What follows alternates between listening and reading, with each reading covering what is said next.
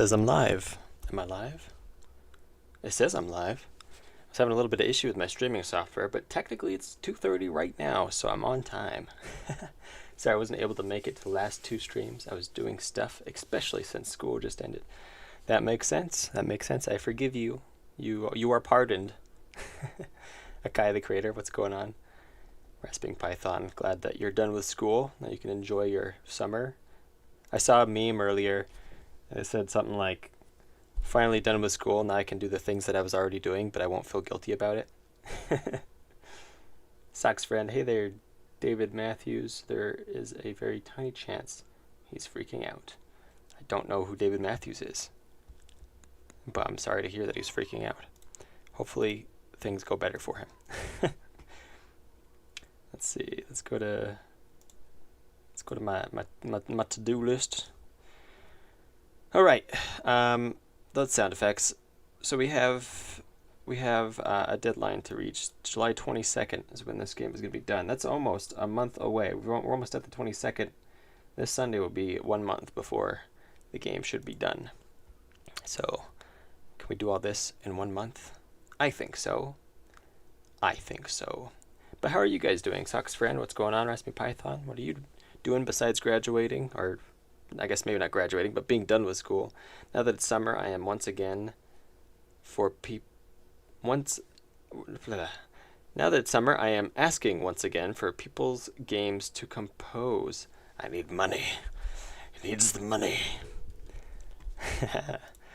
Yeah, I bet you could find somebody. Now I don't know if people will be able to afford paying you, but maybe there's somebody out there who needs a composer. But I feel like yeah.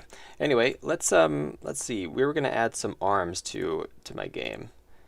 We're gonna arm our character. He does have a sword, but we're not talking about weapons arms. We're talking about actual arms. And you can see it when he uses his sword a little bit. You can see a little bit of an arm elbow action going on there. Thing is, you can also attack when you jump. So I don't know how necessary adding arms is. Maybe we can skip that. What do you guys think? What do you think? Fraja, what's going on? Welcome. Do we need arms? We'll do a poll. Let's do a poll. That's how we decide things around here.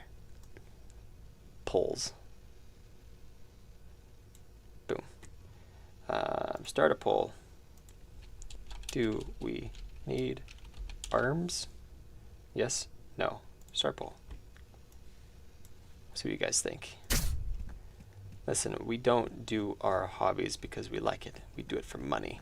Yeah, that's how hobbies work. If you're not doing your hobby for money, then you shouldn't be doing your hobby. That's the only reason to do a hobby, after all. I think I like them better with the red on their legs. It makes them a little bit more intimidating. You know what I mean?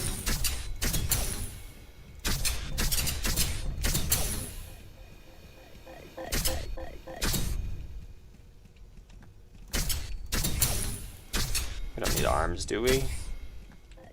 Or do we?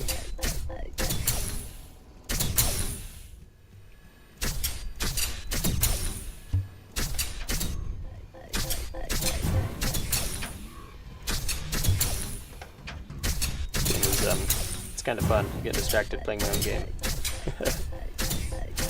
Why not both? Like adding more movement to them, maybe? 50-50, perfectly balanced, as all things should be. Well, oh, it was 50-50. It went to 57% no. You guys just want the game to be done faster, that's why. You don't actually care about how it looks. I see what's going on. If you're voting no, just need it. That looks so much better, the launching animation. Let's find another one of those. Where are they at? There's another bomb launcher.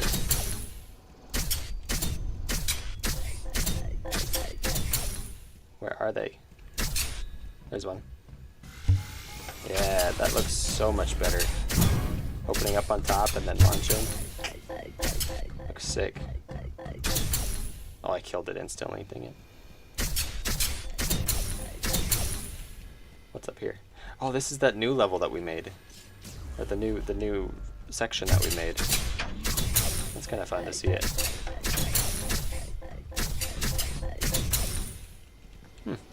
Oh, why didn't that hurt me? Interesting. Got away. A, B, C, D, E, F, G. Wow. You guys know the alphabet. School's over and you're showing off the things you learned.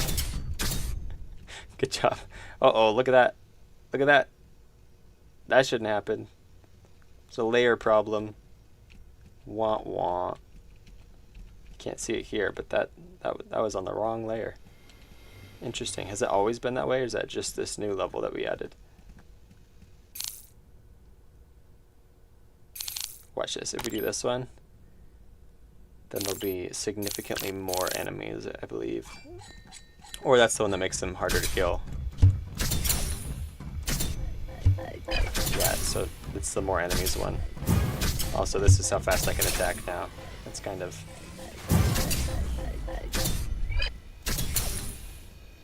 It's kind of slow. Let's watch them launch their bombs. Yeah, that looks so good. I like it. Are you proud of us? I'm very proud of you that you know your alphabet. I'm very proud. Okay, let's see. It says yes now, 58%. But I don't want to. 54% it dropped. It's almost tied with 13 votes. With a 14th vote, throw it off or balance things as all things should be. JK. Well, you're making progress. You're about halfway there. Too many L's. Too many L's in chat. I just joined. Who needs arms? The main character. So that's what the vote is about. Let me show you again. So the character we play has these sprites and they kind of wiggle when you run. But I feel like you should have a little bit more shoulder arm action or something going on to show the running, as well as when you jump. Perhaps the arms should like come up briefly to show that he's jumping. You know? So that's what we're voting on. Another vote for yeah, I can't tell actually. I think it's still the same. Oh, it's 14 votes now. So it was another vote for yes. And we made it to R in the alphabet so far. Get that. All right, let's play around with it. If it doesn't look good, we can always just scrap it, right? That's how it works. So let's go to a sprite. Got down to S already. That's pretty good.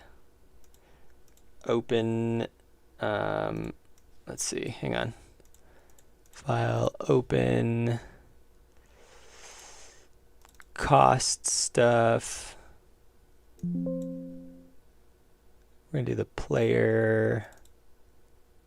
Nope, it's in the placeholder art, of course. Of course it is. Let's see, is it in the player? Which one is it? Player arms. So I have arms in there. So I have two different versions of the arms. Check it out. These are the arms that we see on the sprite character, and they kind of just, those are the shoulders more than anything. And then it's covered up by the vest, which is, there's the head, here's the vest.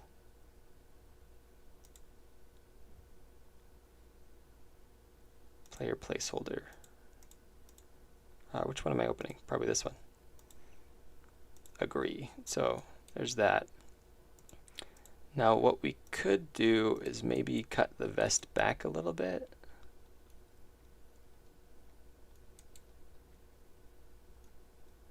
That will give a little bit more room for the arms to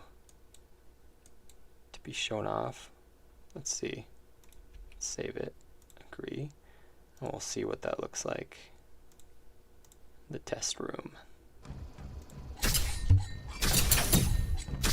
If you'd like to see it better, we should turn off the shield. Let me do that real quick. Shield equals false. I can't spell false. Okay, let's try it again. And there's no enemies this time, so we can just focus on how the player looks. There we go. Okay, so with the vest cut back, you can see the gaps a little better. You can see the gap between the art. So I need to add more green to here, particularly on this side. And we'll do it on this side too, because why not? Okay, save that, agree, and we'll rerun this.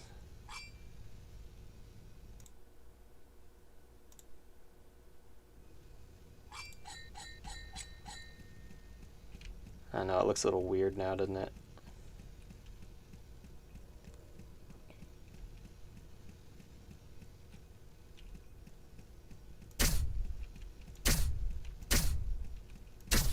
Dude, nobody cares about your arms.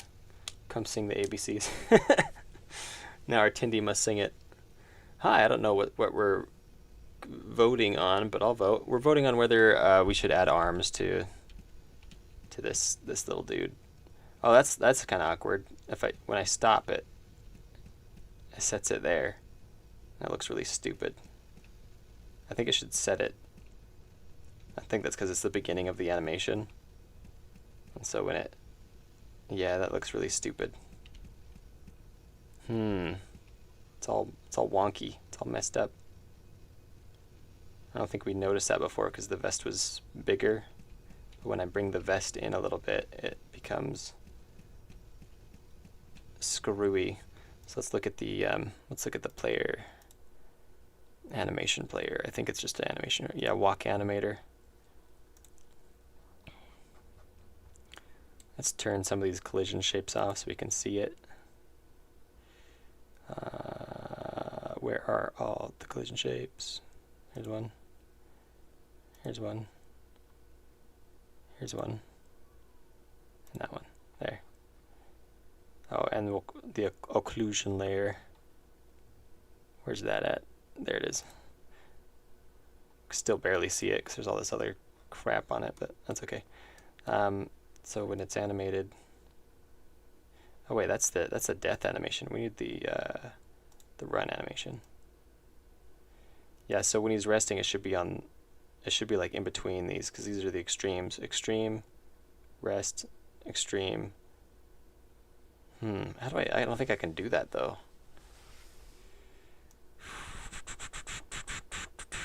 At least not easily. Yeah, it should be like right there. I'd have to start the animation in this position and then return it to this position as well. Can I do that? Let's see. If we add a key to, what is it, the body sprite? Oh, it's to like everything. Boy, that's annoying. But it does look stupid if I don't do that. Maybe I should do a resting animation. And I can just set everything to this position in the resting animation. And whenever you're not moving, I can just turn on the resting animation. What was the first animation or sprite you made for a game or for this game? Like all games ever? Or just this game? Must be so proud, right? No, I'm not going to sing ABCs. Thank you, though. We turned into a snake for a sec. What? No, my ABCs next time when you sing with me. I will, but probably not. What was the first? Yeah, any game. Oh, any game.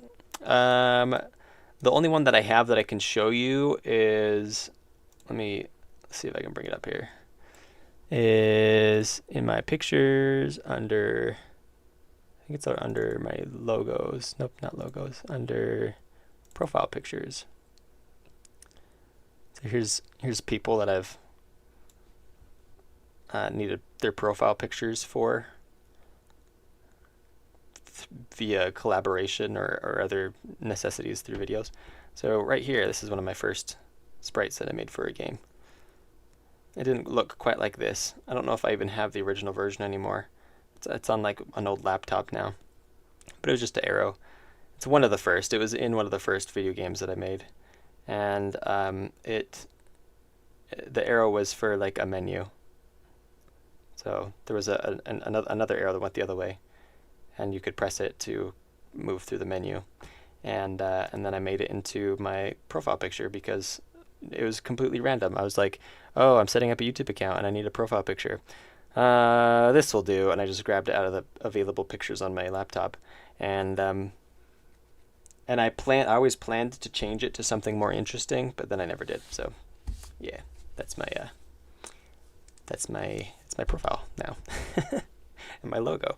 So yeah, this chat scares me. Yeah, I think they're still doing the alphabet. Or are they trying to do the alphabet backwards? Yeah, they're doing the alphabet backwards. Okay, let's just start a new animation. How do I do it? New. This is going to be stand. We're just going to call it stand. And what we'll need to do is go back to the run animation, slide it over to here, and then go to the stand animation and key it in. So we'll key in the player body, create, head, arms, feet, and that's it. And then while standing, we may want to do nothing. Yeah, it's just going to be holding still. So now all we got to do is call this animation when the player isn't moving, which should be like just already in here. We just got to find it somewhere in this massive wall of code. This is how you code. You just make it huge so nobody can find anything. It's going to be in the physics process, input. Okay, those are my cheat codes. Is X and press jump. Okay, here's the movement. If input direction, that's just input direction. If ability speed equals true, else, so that's where you're moving. Move and slide. But what if you're not doing it input direction?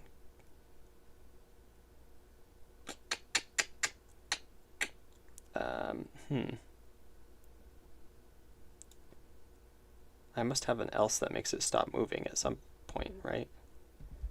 If velocity.y equals something, or velocity else, stop. Wait, what's the walk animation stop? I have a walk animation? What? What? Oh, okay, I already have it. So we're not going to do stop anymore. We're going to do play, stand. There, I knew it was somewhere in here. Let's see what that does. JKJ, you're getting there. Yeah, okay, that looks a lot better. When you stop moving, go to a more neutral stance. Okay, this shoulder looks a little weird though. It's kind of pointier and not well rounded. So let's bring that in and fill this out a little bit better. I could like make them symmetrical, but that's too easy. I guess I will. See, that comes up to here. That one's there. There. Symmetrical. Agree. Then we'll reset. Here we go. I love how pixelated this pixel art is. Well, thank you. I'm assuming that's a compliment. You do like it anyway. That's what you said. You love it. There. That's kind of cool. Okay, now one thing that's kind of weird is I believe his feet are... Okay, let me show you the feet sprite. This is kind of cool. Or kind of stupid. Which maybe we need to improve it either way. Feet sprite. Here it is. Player feet. So here's his... That's his feet sprite right there. looks so stupid. Oh no. So, yeah, it's underneath the other sprite, so you just see the front and back poke out a little bit when he's moving. You can hardly see it, but it's still a thing. But I think I have the rotation misaligned because when your right shoulder's forward, the left shoulder should be back. But it looks like his feet, he's moving like a camel. Looks like a bird I would draw in first grade. Oh, thanks. The foot fetish in chat. Look, okay, so it's yeah, so we need to probably improve that. It's a minor thing. I don't know if anybody's going to notice, but I think it will make a difference. Let's close this and go to the animation. Walk animation, and hopefully it's easy to fix because we'll go to, let's see, run. So where's the player feet 2D view? So right here the foot is back, and then here the foot is forward on that. So all we have to do is move these around like so. Delete this one. Can I delete it? Delete. And we'll duplicate this one. Copy. Paste it here. I can't right click there. Let's see. Paste keys. Duplicate keys. Didn't duplicate. What the heck?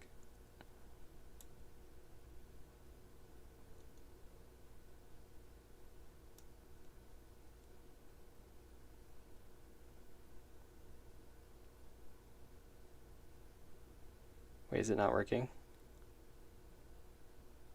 It's because I have these other ones in here too. Shoot. Let's see. This is with it forward. This is with it backward.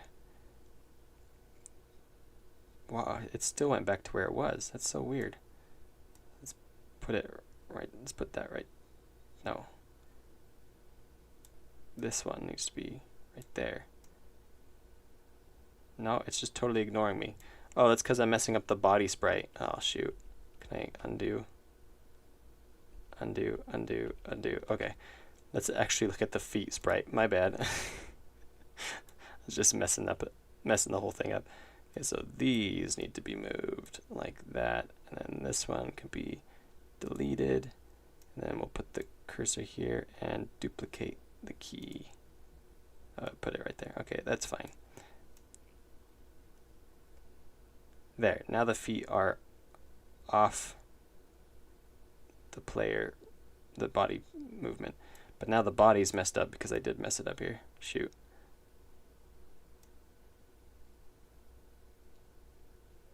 Because the body should move with the shoulders, I believe, right? Let's look at it and see how bad I messed up. If you had to choose one game in your Steam library, downloaded forever, what would it be? It's like I can only play one game. Oh no, I think it's fine. It's a little weird, but what do you guys think? Does that look stupid? Or should the vest be animated with the arms? I feel like you might not see it. Maybe the vest shouldn't move quite as much. Let's try that. Let's make it so it doesn't swing quite so dramatically.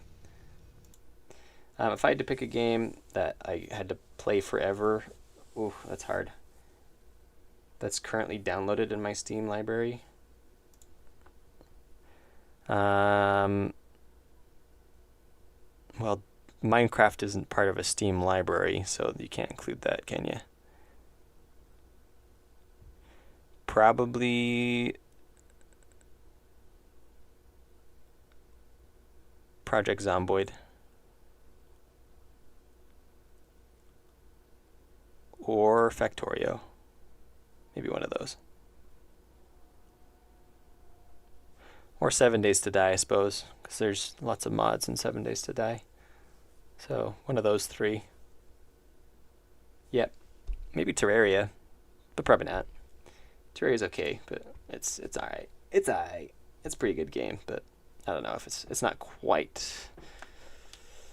I don't know. It's a good game. I shouldn't talk bad about it. Technically, the only proper way to describe the base of the base of a number system would be in binary.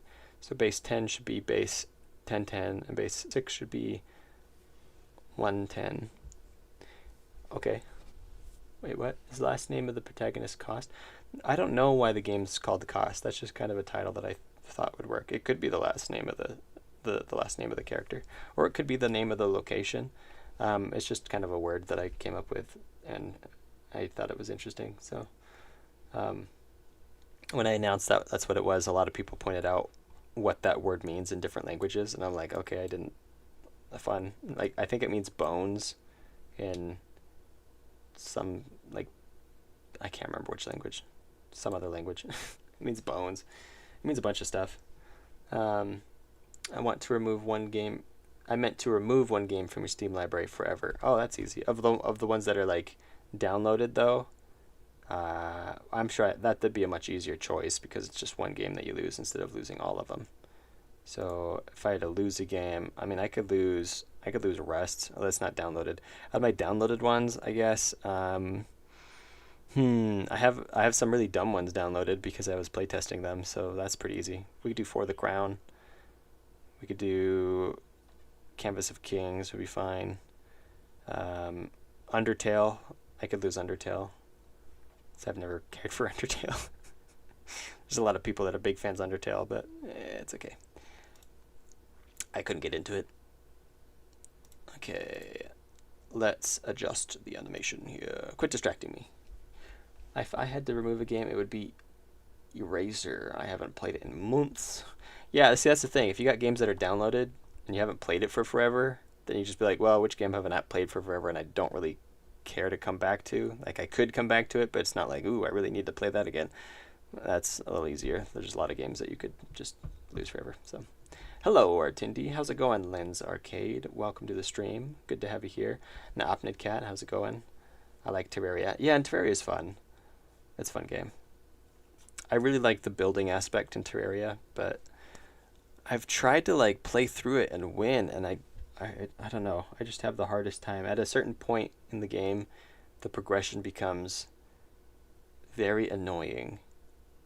And so...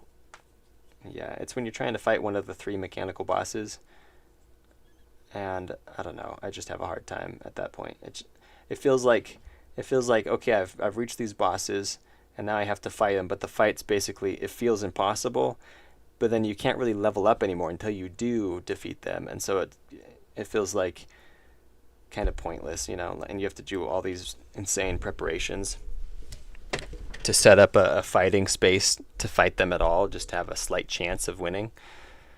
And then you're, yeah. And you can't level up your character anymore, get better items, or do anything else until you defeat them. And so you're just it's at a stopping point for me. Like I've tried for so long, and I'm just like, this is dumb.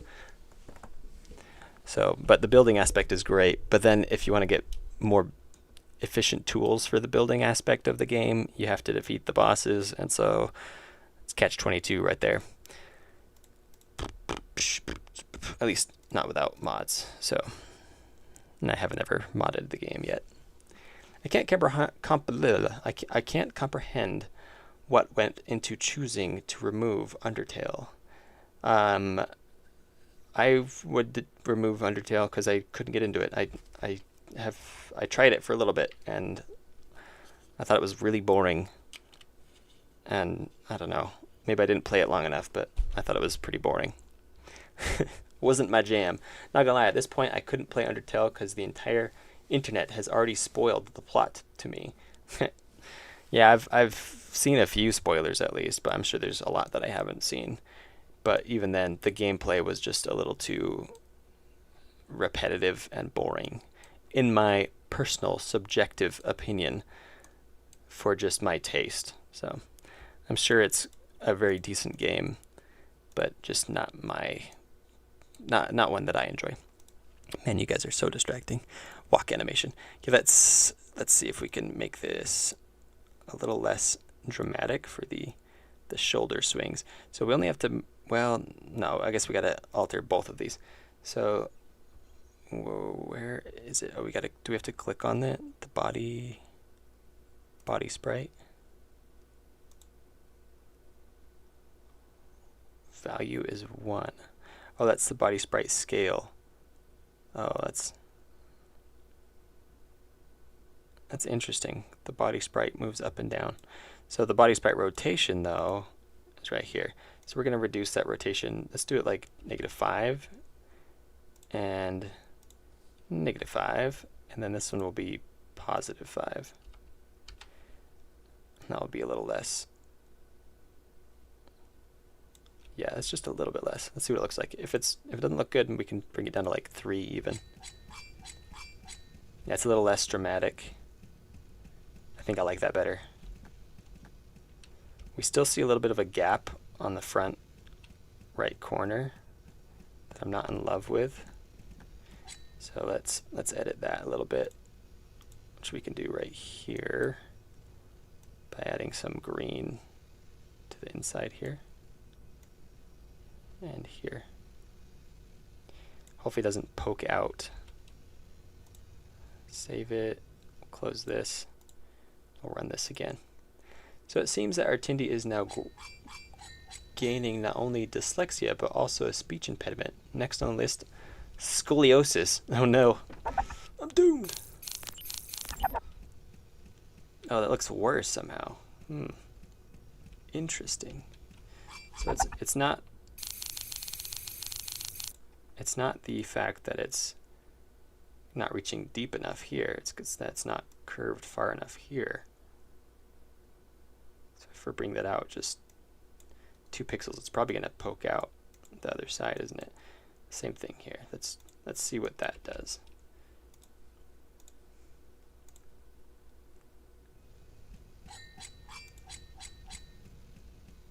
Yeah, it looks a little better. But those are just the shoulders. And then when you die, you can see his legs.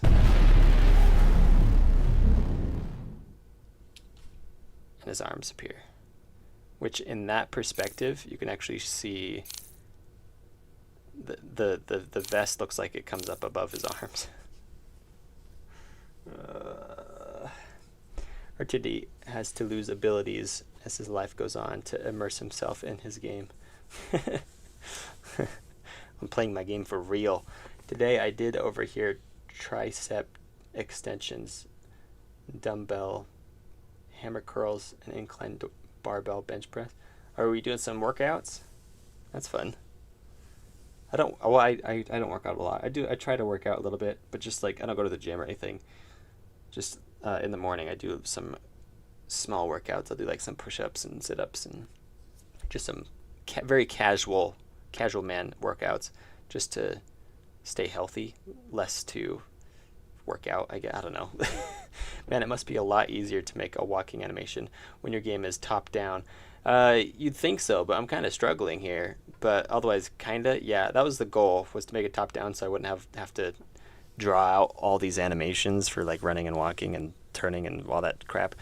But yeah, and I think top down just fits this type of game genre better anyway. What made you decide to make the ability appearing sound a sword unsheathing? I don't know. I imagined, okay, maybe I do know. I imagined the abilities were, or the little, these little card things. I imagined they were glass. And so I looked up a sound of like, can't remember what sound I even looked up, but I looked up something that sounded like what you're hearing right now. And I found this one and it seemed to work. So it communicates that these aren't plastic, I think, and or whatever. It makes them sound like they're glass, at least, in my opinion. But it does kind of have a sword drawing sound.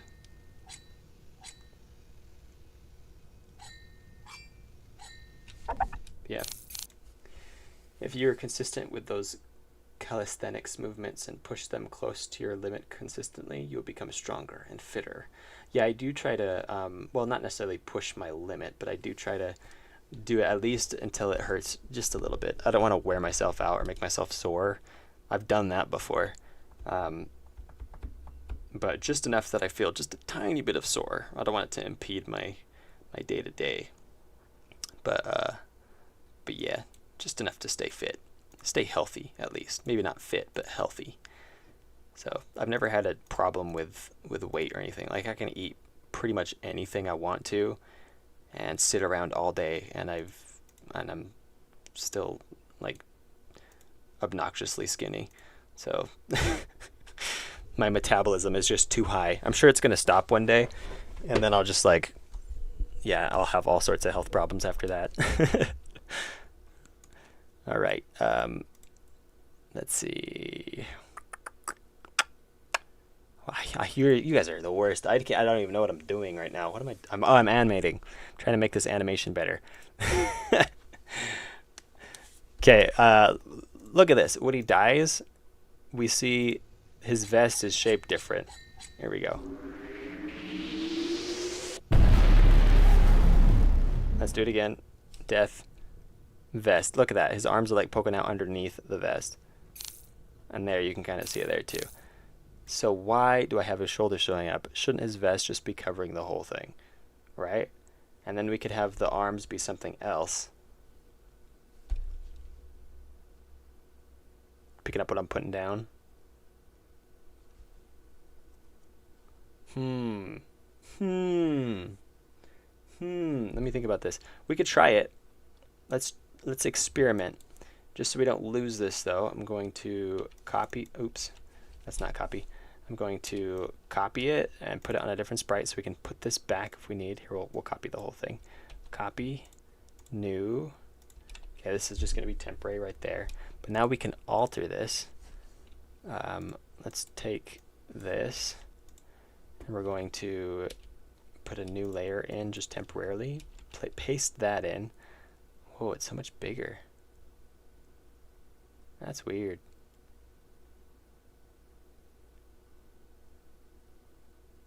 It's got to be a different scale completely. That's interesting. Okay, we're not going to do that. We're just going to eyeball it. Bring this out to a shoulder shape. What? Oh, I'm still on the wrong layer. This is why I don't do layers. Can I delete the layer? Why can't I delete the layer? What the heck? We'll just merge this down. Merge down. Okay. Let's try this again. Too much. Too much. Shoulder and shoulder. The shoulder's much better than that one. That one's too pointy.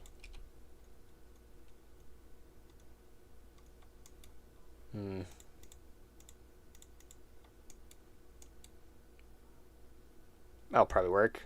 Here we're going to save it. And then the arms. So we have two versions of the arms. We have this one and we have this one when he's lying down. What we could do is make a version of this right here. But first we're going to copy this as well. We'll just put it on this. This will be my temporary save stuff spot. If I could remember my hotkeys. Okay, so we got those are there. And then this one, we're going to copy this, paste it right here, and, well, actually, we're going to remove what's here first, then copy that, paste it right here. And we're going to shrink this down considerably. Well, we could probably just move the whole thing in. And these will move in as well. So these will be like, oh, actually, we're going to get rid of those because this is going to be elbows. These will be elbows that will poke out behind him as he runs. So we'll make it look something like that. So let's see what this looks like, and then we'll adjust it as we feel we need to. Let's bring this arm in to match the other one. Okay, and this elbow needs to match this one.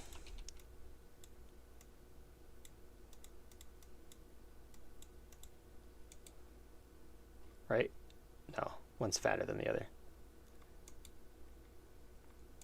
Okay, let's try this and see how stupid it looks, and then adjust from there. So now the shoulders go all the way out with the vest, and his hands are barely poking out. I think we need to split them up a bit. We'll move this out and move this out and extend it just a little bit. And we could make the swing a little bit more aggressive too, I think. The arm swing. Oops. Let's go back. Okay. Save. Oops. And we'll run it again. Oh, you guys are all saying stuff. Going pure 2D is a blessing and a curse. You're committing to not using any 3D tricks other than the pre-rendered stuff, and it's a lot harder to get unique effects. It's a lot cleaner though. Yeah, I believe you. There's a lot of different methods. There's people who make 2D games, but they still render in 3D and then smash it down to 2D, and that way they can get a certain look consistent, especially with like shadows and stuff. Yeah, and there's a lot of other different strategies for 2D art as well as 3D art, so it's interesting. French bro, I don't know. Wait, what? I don't understand what you're saying. How hard would it be to make a 2D game with all assets drawn on paper and scanned in? And would it require having a scanner that isn't 20 years old? It might. I'm not 100% sure. Like, the art side might be kind of easy. The transferring it to digital would be a little bit more difficult. There's a tool that I actually got recently. It's called Canvas of Kings. Maybe you've heard of it. But this is all hand-drawn. And here, I'll show you what it does. This is all hand-drawn. The guy drew it all by hand, and then he scans it in, makes a 3D render of it, puts the art on top of the 3D render, and since it's all top down, you can't see anything. And so, okay, and so let me show you. Like, here's a tree, but the tree has a shadow because the tree is a 3D render, and but you just can't see anything except for the top, which he drew by hand. So if you put like a house in like this, the house is actually, see the shadow moving? The house is realistically rendered because underneath this sprite that you see on top, there is an actual 3D model, but everything looks perfectly 2D. So yeah, or you could even do you do like a section of land like this. This is grass, but you can lift it. Let's see, can I lift it? Yeah, you can lift it up. Oh, that's interesting. I didn't know I could do that. That's a new trick. Fun. Let me try it again with a different one. So you have a section like this, but then you can lift. No, that's weird. There's a way to do it. I can't remember how, I guess. What is that? What is it? What is this? What is this thing? Oh, it's the little castle thing. That's fun. What you're supposed to be able to do though is oh yeah, see there, I'm lifting it, so I'm making the castle taller, which you can only see in the shadow because the art stays the same. It's a 2D perspective. So here's a really tall tower of whatever this thing is. So yeah, fun stuff. How many, oh man, you guys are chatting so fast. You know what one of my favorite words is? Chemistry. It's just such a euphoric sound word. My favorite, I don't know if I have a favorite word in English. My favorite word in Spanish is película. It's a cool sounding word. It means movie. I thought the beginning cutscene was made the same as Donkey Kong Country was made. In which what? 55 million billion 507 molecules got to be enough. I'm working on a game that's kind of like this, a similar angle to your games, but orthographic 3D. I can tween between it and perspective. Gonna do a lot. Can go first person and trippy stuff. Oh, that's fun. Yeah, like if you're actually rendering everything correctly, but then also providing the perspective of perfect top down, then but you have all the renders underneath, and you could flip to another perspective. So yeah, I can see that working. That's interesting. But here's an example of what I was talking about. Everything is hand rendered, or somebody asked how hard would it be to draw everything. In this case, he does draw it all on paper and then scans it in and transposes it to digital so that he can pull off all of these different textures that you'll get. Like here's another house with a brick roof. There's like bridges. Here's a boat. a bunch of different boats. And then what else is there? Here's a, what is that? A table? Some kind of table. Just more tables. Make a table party. Here's a bar. Oh, there. See, I'm making the scale larger and raising it up way too high. So there's a little bar there. He's also made it so you can make rooms. There's a room. And what's cool is if you hit tab, it'll change what's inside the room until you find something you like. This looks like a blacksmith's room over and over again. Is that what it is? Yeah, it's a blacksmith. Here's a kitchen.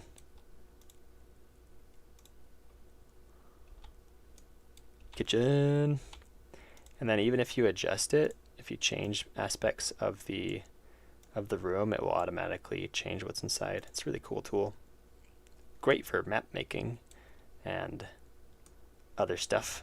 So it's lacking a lot. It needs a whole lot more to it, but hopefully the guy making it doesn't stop developing so it can be worthwhile. So it's cool art style, but it's not as scalable as if these were shaded 3D models. You can't really change them once they're done, and you can't animate them that much. For the what's it, the Canvas of Kings, they actually are shadable. Like all he has are the outlines, but you can change there are options to change like which direction the sun is coming from, as well as what kind of light the sun is and what kind of light the shade is. And you can change the intensity of the light and the background canvas color, and you can change the weather. You can make it snow, and there's a lot of stuff that you can do. You can make it nighttime, and so anything like fireplaces will glow and stuff. So there's a lot you can do. It does need more work, and he can add a lot more. So hopefully he doesn't give up on that and keeps making it better. Work on this game though works. The game you were showing. Oh, it works on that game. Oh, okay. So yeah. Don't know why, I just burst out laughing when Artindi said, "Here's a boat." Yes, but you can't move things like having fabric that flows in the wind. You can't really update the pieces very easily. It depends on what it is. He has a few that are slightly animated. There's like some smoke animations and things, but you might be right. Maybe he'll have to add a few more tricks and twists to that functionality to make it work. So I move the arms a little further apart. Let's see how it looks. Maybe it looks stupid. Yeah, that looks super stupid. Holy moly. Look how stupid that looks. Maybe I made his shoulders too big. Okay, step 1, make shoulders smaller.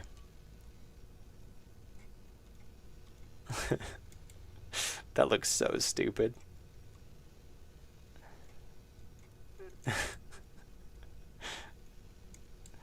No such thing as shoulders. What?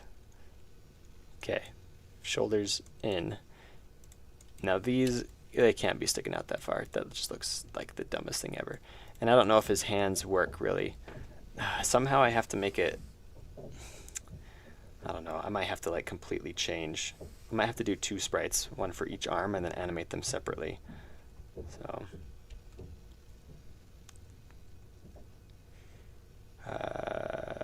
agree, export, agree.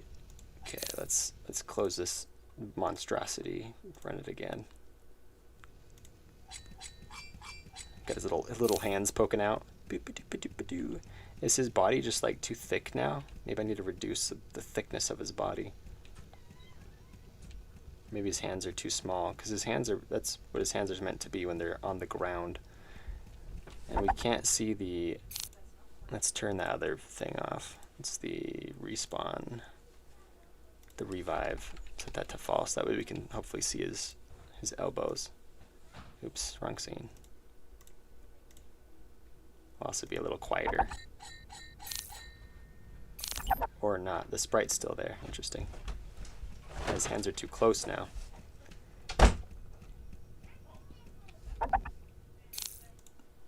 Let's make it so we can't see that. Where's the shield? It's the wings. Turn those off. Okay, and these arms do need to be just a little bit further apart. But if it's too far, it looks stupid. Agree. And let's bring the hand in just a little bit, I think. Actually, let's bring it in more than that. And then we can dramatize the swinging of the arms in the animation itself and not in the pixel art. So, test. Let's see what it looks like. Maybe a bit more muscle definition to shape the shoulders and pecs. Okay, see, now it looks stupid again. It looks so stupid.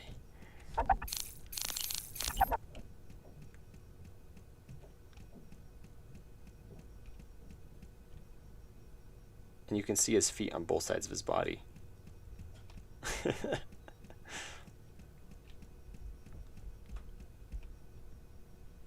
Yeah, you shouldn't be able to see his hands when he's not moving. So here's what we're going to do. We're going to bring these in a lot, center it a bit more so the elbows aren't poking out behind. In fact, we're going to bring it in even more than that.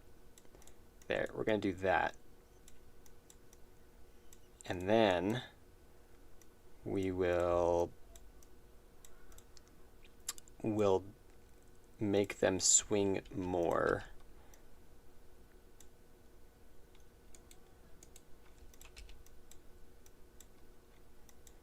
Rather than, yeah, the other way around. So now we shouldn't be able to see them when he's standing still.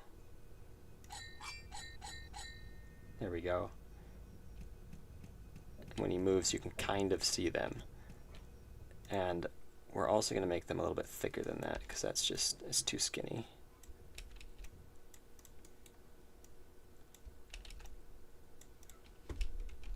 Save, and then we'll change the animation here. Walk animation, run, and what are you guys saying? Maybe a bit more muscle definition, maybe a bit more, yeah, that might be good. I'll have to see what we can do. We should get it to look decent with the animations first, and then we can see if we can make it look more natural. Kost means diet in Swedish. Oh yeah. Does it mean bone in Swedish too? Because I think there's several Swedish people who are like, yo, kost means this and that. I was like, interesting. But how's it going, Halmersoft? You've been in the chat for a little while. I don't think I've seen you in my streams though before. In addition to what Halmersoft said, maybe the shoulders should be green at the ends where his sleeves should be. Oh, just to like show his shoulders. Oh, we could probably do that. Let's see. Just so we got a little bit of shoulder going on. Maybe something like this. Agree. Okay, now let's make these arms swing a little bit more. So we have about swinging out to 10 degrees in both directions. What if we change that to like 15? That's supposed to be a negative, isn't it? No, this is a negative. 15 and 15. Let's see if this looks really dumb.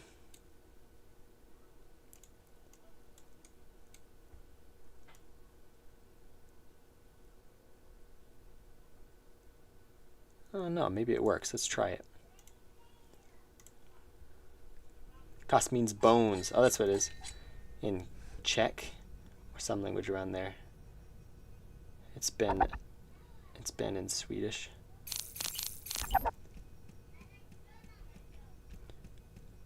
That kind of works. Is it a little fast though? Yeah, his pace is like.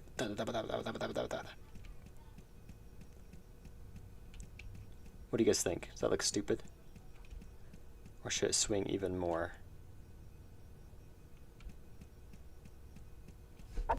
Let's see. Let's see here.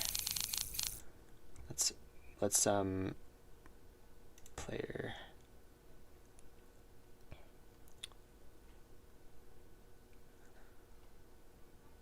Walk animation, run animation, player arms. What if we made it like, what if we did like 18?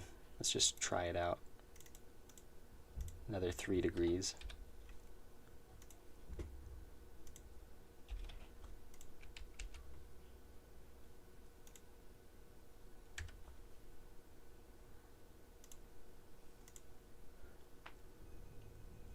It is. He is almost running.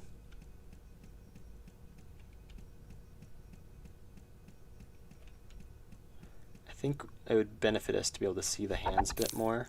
So maybe we can move the hands out here just a little bit. Or we could actually just move everything forward. We'll move everything forward by 1 pixel. Because we do want to see the elbows out the back, but maybe not as much. And we want to see the arms more in front a little bit, I think. Okay. Close. Run.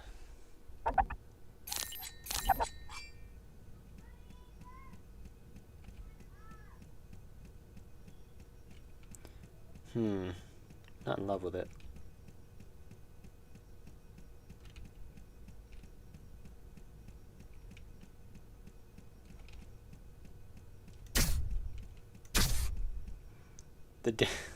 The downside is when you can see his little hands poking out as he runs. When he swings his sword, you can see both his hand and his arm in the sword animation.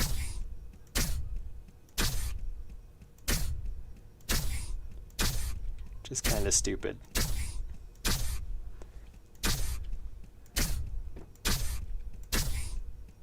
I think Artindi remains unaware of the true nature of my identity. It could be true. It could be true. Homersoft. Yeah, I'm not sure who you are. Are you somebody I know in like real life? Or are you somebody that hangs out on the Discord? Who be you? Who be you? I'm down to find out. Why did you change accounts midstream? Whoa, jumps. Are you Remini? He's running fast if that fits the gameplay pace. That's all good. Yeah, he's running. So you think the pace is alright with it, how fast he's swinging his arms? What we could do is when he swings his sword, while the sword swing is happening, the arm sprite disappears. So it's like, boop, and just for that 1/10 of a second, or 2/10 of a second that the sword is swinging, the arm sprite's just boop, out of existence, and then poof back in as soon as he's done. What do you think? Socks friend self-advertising. No, it's just that I'm the Be Cool guy. The Be Cool guy. Is that a different account on? Don't be offended, but I'm not 100% sure who that is. He's never gonna figure it out. Probably not. I'm sorry. I don't know who the Be Cool guy is. Is that somebody who's been in the streams in the past and I just don't remember? It was a while ago, okay, and my brain's broken, so who knows? The ultimate plot twist. What, you forgot the Be Cool guy? I guess I did. I'm sorry. I'm sorry. You got to remind me. I might remember if you remind me enough. What did you do? What should I remember? Okay. I think let's try it out. I think I'm okay with how the arms are swinging, but let's see if we can. How could you forget the Be Cool guy? Do you remember the Be Cool guy? The Be Cool guy, it's me. Oh. It's just this same stream. I thought it was like somebody from the past, like a long time ago. So you have 2 accounts watching right now? Oh yeah, see, it's just right there, the Be Cool guy. That's funny. I was here last night. See, I recognize your profile picture, so that's funny. Yeah, and you're here right now, just in the stream. You're talking about like Undertale and stuff. I'm scrolling back up through it. So you have 2 accounts watching. That's funny. Helmer Cool Guy I can't read. Helmer Cool Guy, his general name is like Superman putting on his glasses. I suggested your song look like Sus Among Us crewmate. Yeah, I remember that. That's funny. I thought you were talking about like last year when I was streaming. I was like, I'm sorry, I'm not going to remember names from last year.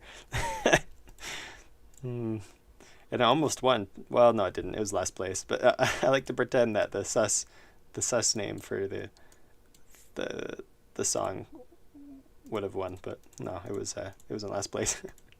which maybe is a good thing. Maybe that means society is moving in the right direction. Okay, let's look at this. Let's look at this bit of code here. So whenever I swing a sword, I need to turn off just for a few seconds, not even a full second, just for like swipe sword, for like hardly any time at all. So here's the play, the animation, and during the animation, we turn on the collision shape, which will kill things, and then turn it off again. So maybe this is enough time where we could say, where's the $? Oh, I could just drag it in. Player arms dot visible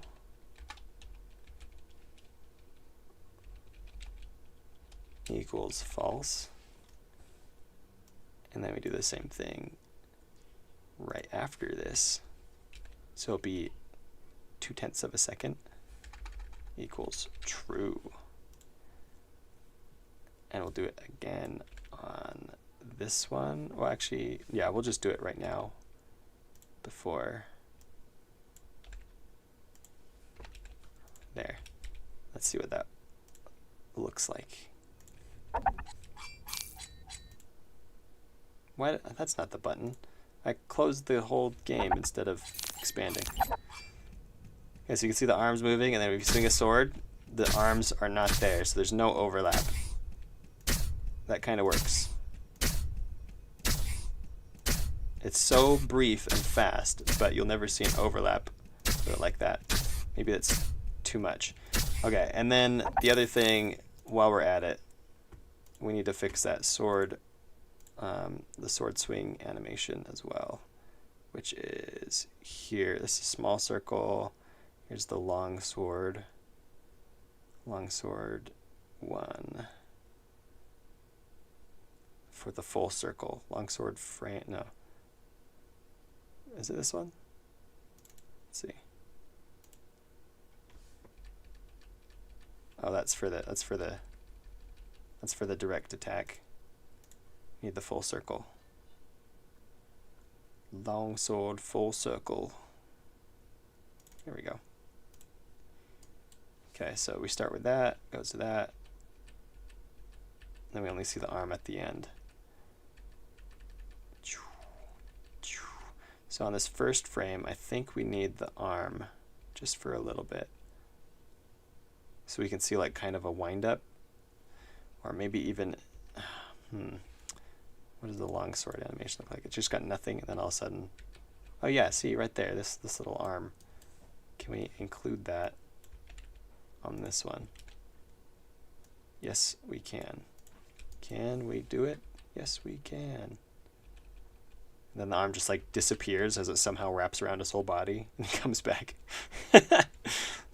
Don't question it. It just works. Okay, let's see what it looks like. Okay, but can you really call this an inverted roguelike if you don't have inverted synergies? Truly just false advertising. Truly is.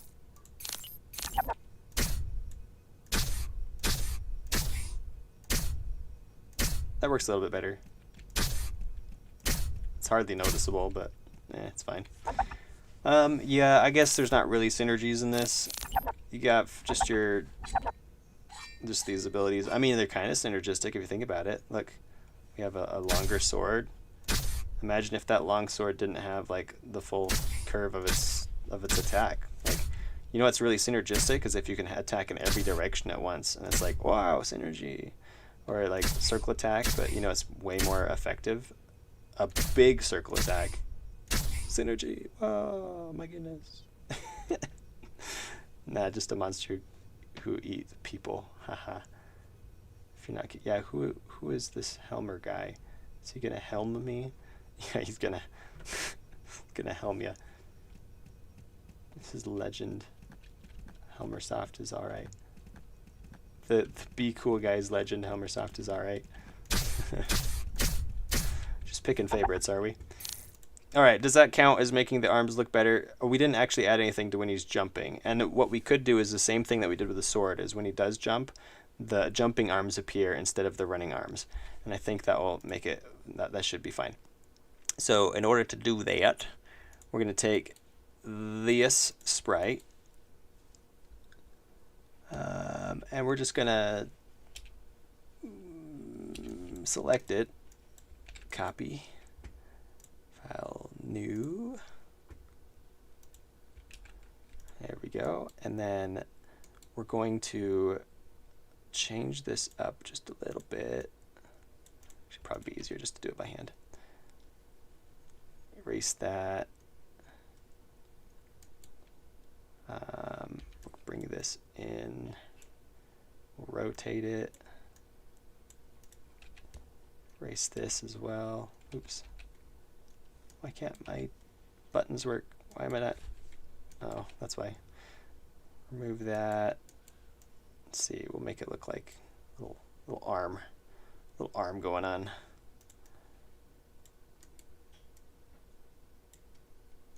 And this needs to be moved right to there.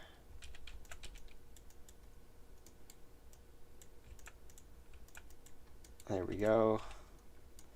Okay, and then we'll just remove this guy and copy paste that. Then we'll flip it vertical, place it right here. And these have to look like they're coming out of the shoulders, which we can look at with the body. Yeah, that looks stupid. Let's move it up and down. They look really small. They look like small arms.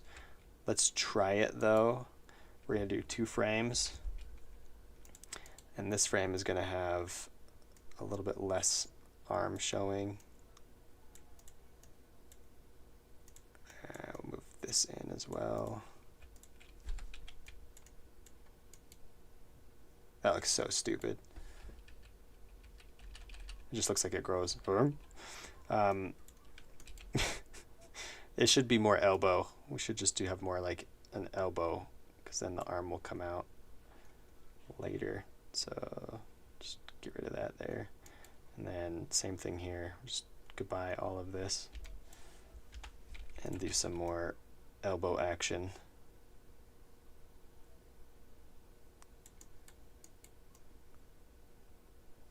There. That looks really dumb, but I think this might work. Right, so let's get rid of that again. Let's do a new layer so we can test what it looks like here while we're where we are. Put that in and put that in as well. So, oh wait, and we'll do a new frame. We'll delete these. Okay, so when he's jumping, it's going to look like this. Doink, doink. And maybe this should be held a little bit. Do a few frames. It's like doink. Until and then when the jump lands, it just goes back to this. Boink, pew, pew. Yeah? Yeah? No. Wait, no what? Also, my house's internet is back on, so I may leave the stream so I can finally play the new Doom game. Ooh! Now that you're done with school and all that. Like I said, freak. I thought you finished making this game years ago. I did not. But how's it going, Deadlocked Fox? Welcome to the stream. Have you watched me in the past? Yeah, it's supposed to be a relatively small game, but I got busy with all sorts of stuff, and so I put it aside for a little bit. But we're back at it. We're going to get it done. We're going to finish it by July 22nd, and it's going to be awesome. But yeah, it's not done yet, though. Also, my house... Oh, wait, I read that. A minor scope creep, but I feel like one's torso would turn somewhat with a 360 sword attack. It probably would. Probably would. One would think, but this guy does not have the torso of the normal human, so therefore he doesn't need to spin it when doing a 360 attack. Lol, someone just walked past my window, absolutely blasting Ultra Kill music. Nice. You could raise those frames in a different sequence for treading water. Yeah, I could, actually. Looks like a treading water position.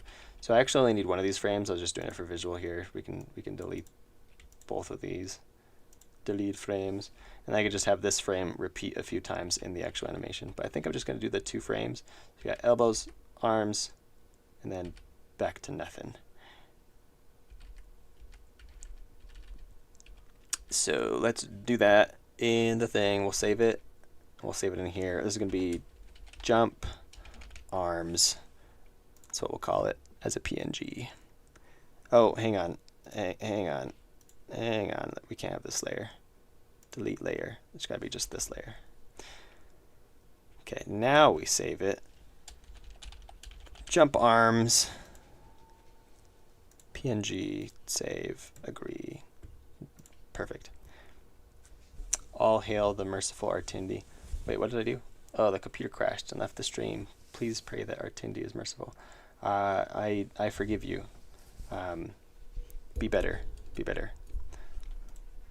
I forgive you this time. You are hereby pardoned. The main character is built like a tank. That's right. Goodbye. Catch you later, Lens Arcade. Glad you could be here, hanging out. Bye, Lens. Yeah. Are you just... How's it going, Arenze? You just barely showed up, or have you been lurking this whole time? Are you that guy that always lurks?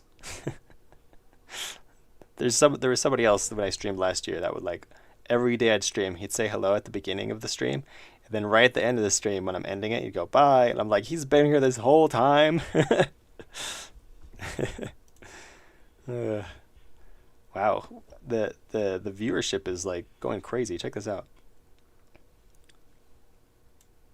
If I could get it to work. There we go. It went up to 20 viewers just a little bit ago. And then it dropped down to 1. Then it went to 4. What happened here? My goodness. Did the internet cut out or something? And that's up to 9 again. Yeah, it was weird. I was like, hey, we're doing pretty good. And then all of a sudden it's just like well, and we're back to the more typical amount, usually around like between 9 and 15. So that was pretty funny. It's like, woohoo, 20. Yeah, I thought I'd point that out. By the way, I think I showed this last stream. The dodge animation video that I put out Saturday. Man, that video is doing crazy. It's doing crazy stuff. I gotta look at it. Hang on. YouTube Studio. It's at 84,000 views. Like, that's a lot. That's a whole bunch. Can I show it without showing other important things? I don't think I can. Yeah, it's a lot. 84,000 views compared to actually maybe I can click on. Let's see, can I click on this? No, I cannot. Analytics. Top content. Yeah, it's at #1 spot. Here, I can show this. It's at the #1 spot of my last 10 things that I've put out. It's crazy. And that's not accurate. It's actually at 83. So, yeah. Pretty cool. I'm so glad this stream doesn't have any background music. Or are ya? It's gonna. I don't know why, but I love calmer and relaxed streams like this. Oh, nice. Glad to know I'm calm and relaxed. I try to be. Sometimes I can pull that off. This is why I don't stream when I'm coding. Although technically we're coding right now. Okay, we gotta get this going. You guys are so distracting. So distracting. Add a child node. It's gonna be an animated sprite. We're gonna put the animated sprite way up here in between, right there. And hopefully this works. We need to give the animated sprite some new animation frames. New sprite frames, I guess they're called. There's gonna be one that's called leap. We'll call it that. And then we gotta find the jump arms. So we got these 4 frames, and then we're going to repeat this frame a few times. And it's going to play at 12 frames a second, because I think that's the right amount of time. Let's see what it looks like. That's pretty fast. What if we did 8 frames a second? I think that could work. So now what we have to do is, when this plays, we'll turn repeat off because it's not supposed to repeat. Oh, and then what we could do is put this one at the end. That way we don't have to worry about turning it invisible again. So we play, yeah, see it. You get the, you can hardly see it because I'm not giving you a good view. Play, you can see the arms. Jump, jump. Okay, so when in the code, when we play this, we also have to make the arms that are stagnant and always present disappear forever. Now we just make them not visible for however long this is playing. 8 frames a second, and there's 1, 2, 3, 4, 5, 6 frames. So it's gonna be, what's that, like 70% of a, or literally 60% of a second. So 0.6 seconds. We have to make it not be visible. Let's find where we do that. The jump controls are somewhere here. Crewmate sus. What are you guys all talking about? I have some bad news. What's the bad news? Break it to us slowly.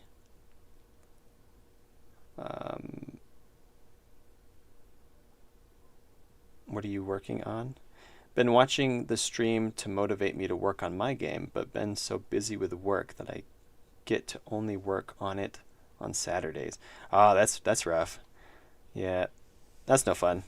Sorry about that, but yeah, I've been there though. I've had full-time jobs, and then I come home and I'm like, I can't do anything. Don't make me. And then only on Saturdays can I get anything done. But right now I have a part-time job, so I can get quite a bit more done each day. It's a nice part-time job too, because it's only in the mornings till 1 o'clock. So, all right, where's the jump? Where's the jump stuff? It's not there. It's here. Input jump. Immune equals true. When you're jumping, you can't be hurt. That way you can jump over obstacles. Jump sound.play, jump animator.play. I think we should put it right around here. So we'll do, we can drag it in. Let's rename it though. Not change, what am I doing? Rename to jump arms. That's what it's going to be called. Jump arms dot play leap. Okay, and then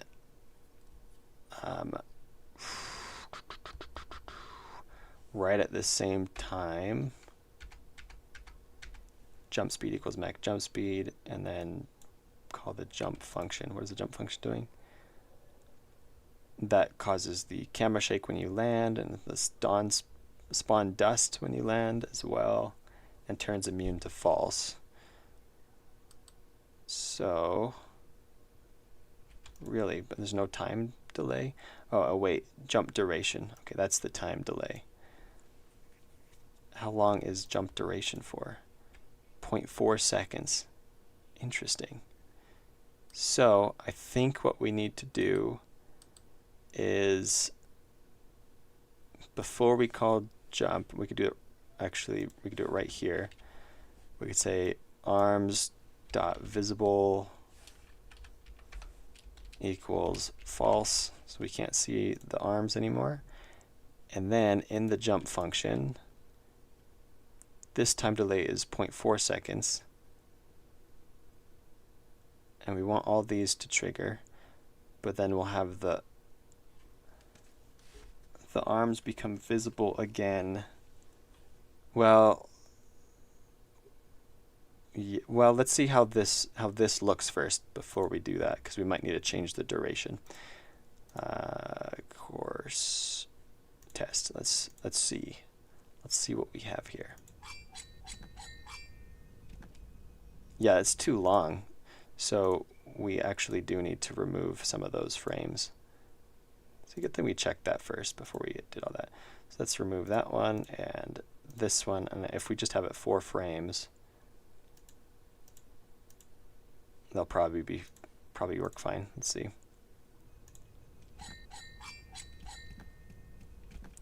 looks a little stupid, doesn't it?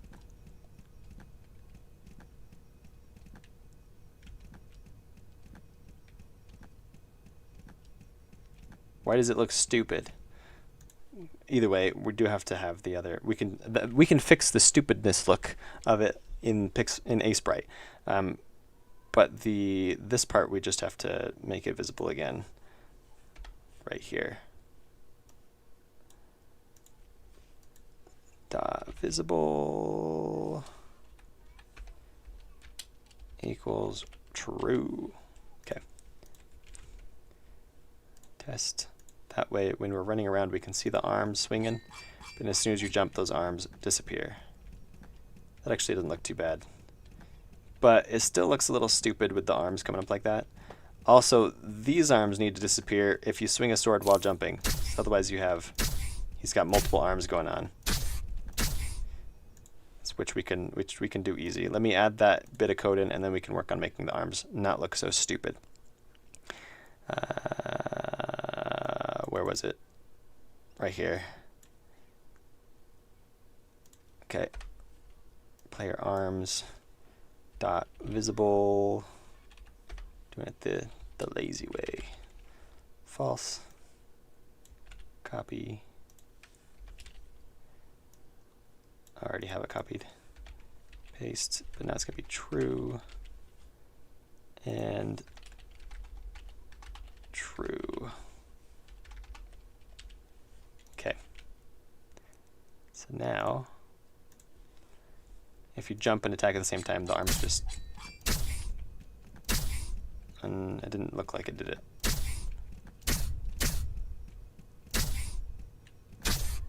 Why is it not doing it?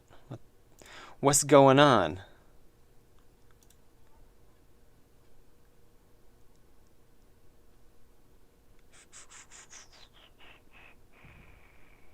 Oh, because I put the same one in. Stupid. Stupid. We need to be jump arms. Also, we have to do it for these ones too, but we'll worry about that later. What are you guys all talking about? The arms retract immediately. They need another frame of retraction. You may be right. You may be right. What if we did, but the next frame has to be different from the one we already have. So we have, where is it?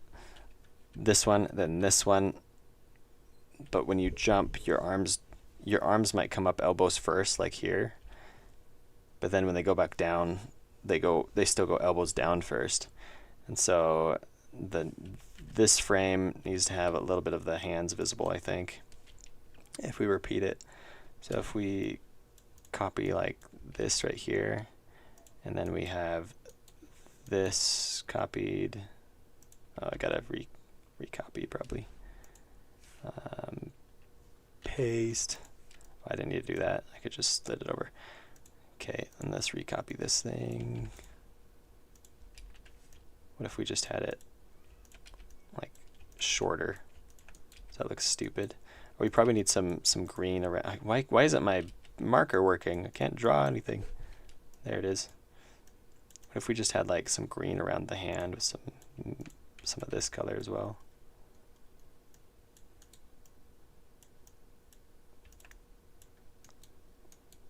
I don't know if that's gonna look good, but we'll try it. And then let's flip this vertically, stick it right here. Agree. And then in the player jump arms, we're gonna put this one in, and then this one after that. So we'll get those 4 frames, and then it should disappear. And let's see if that looks a little bit better. Heh. Boink.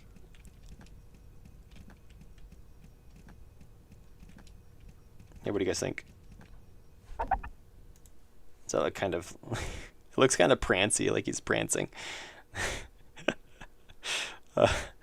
I think we need to increase the frames. Let's do like 10 frames a second. That way it's consistent, because then it's going to be 4 frames per 1/10 of a second. So that way we don't have overlapping of visible arms, the different visible arm sprites. Boink.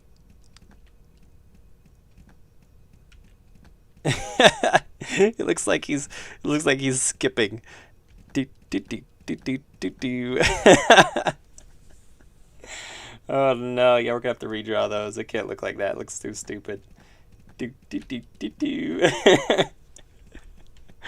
Oh, it looks so stupid. Boink, boop, boop, boop, boop. Here, let's take it out. I'm gonna go fight monsters and die instantly.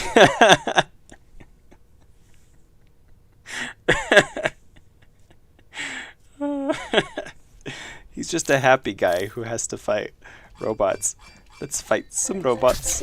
Yay! I'm so excited to get killed. Off we go to get cut in half.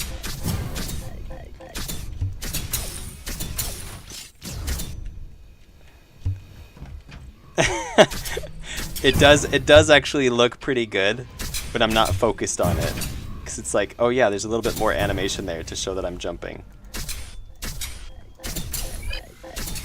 That's not bad. Like it feels better, but it does look a little sissy. Do do do do do.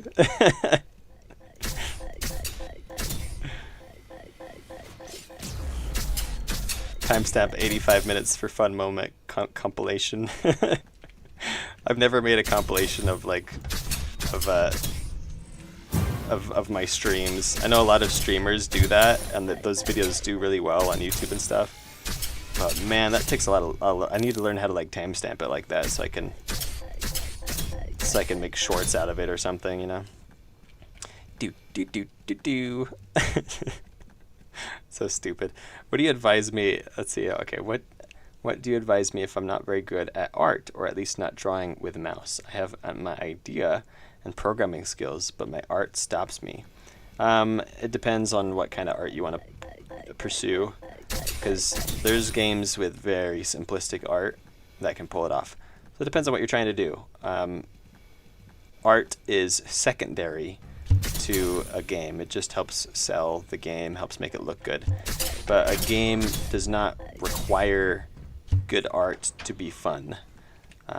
Depending on the game. There are some games that are very art focused, like those games that you have to take pictures and stuff, and like there are games where you definitely need high quality art, but it's not super important. You just have to make it satisfying. You have to make it visually appealing. And so you don't, again, it depends on what you're trying to make. If you're trying to make an RPG, yeah, you need things that will represent that, but it depends on the kind of RPG you're making. Because there's plenty of games where all they have are squares on the screen, or text. Like there's whole text-based games. Or here's the best example that I always give is or we'll look it up on Steam. I really want to get this game. Dwarf Fortress. Dwarf Fortress Forever. Be quiet. Dwarf Fortress Forever looked like this. This was Dwarf Fortress. It was ASCII characters. And the game was super popular just with ASCII characters. But then they made it, they added art, which definitely helped sell the game. Like it definitely helped make the game much more, it exploded in popularity once it added some decent looking sprites. But what I'm saying is you don't need it to make a fun game. So I wouldn't say worry too much about the art until later. Work on making your game fun and enjoyable before you add art, and then add art if you can. RPG about the history of Rome in an isometric view. Oh, you want to make it isometric? Yeah, that's going to be very difficult then if you don't have any at least art on a computer skills. You might need to get somebody to team up with if you really don't have any, or you'll just want to start working on it and practicing those skills and get better at your art. So yeah, that's the hard truth of it. Is either you have to get better at it, or you got to find somebody who you can team up with, or fork over the cash to get somebody who can make it for you. So, especially with isometric can be kind of difficult. I avoid drawing pixel art stuff in isometric because, to me at least, that's just difficult. It's not easy. There's a guy, I don't think he's joined this stream. I'm scrolling up like I'm gonna see him. Yeah, I scrolled all the way to the top of the chat. I didn't see him, but Skeffels, he's really good at isometric art. He does a whole lot of it. And yeah, I wish he was here in the stream because I could ask him if it is hard, but he might be like, oh, it's easy, but I'm pretty sure it's not. Yeah, it's way easier if you prepare in advance, but it's like a little redundant. I like the way the game looks, and it looks satisfying to crush those robot things. Oh yeah, it's decently satisfying, I think. Like I get stuck playing the game, but this game too, like the art's okay, it's passable. It could be a lot better. We need to fix that arm deal. Like, yeah. Should we just keep the prancing arms?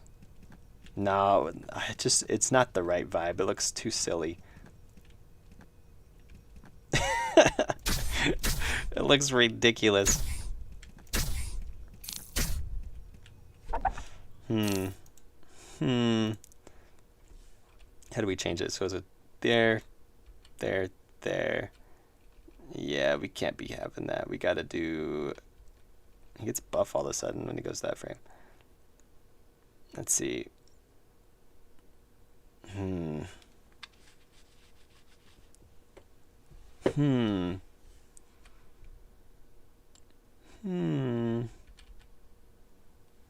Please keep the whimsical arms. There's a type of art which looks like drawing in a book. Do you know it? I don't know. What's it? What would it be called? Is it just like... There's probably some kind of name for it. There's probably multiple styles that are like that. It could be an Easter egg, the prancing arms, but it's like the first thing you see. That's not an Easter egg. It's just right there, right in front of you. Are you good with the Unreal Engine, or do you only use Godot? I've never used Unreal Engine. I'm sure I could if I wanted to. I've just never needed to. If I did make a 3D game, I feel like I would use Unreal Engine though. Maybe.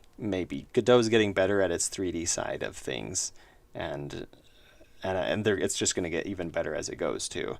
I don't know if it'll ever quite reach Unreal Engine, or catch up at least. I'm sure it will reach Unreal Engine's level, but I don't know if it's going to reach it at the same pace. It'll be behind Unreal Engine as it goes.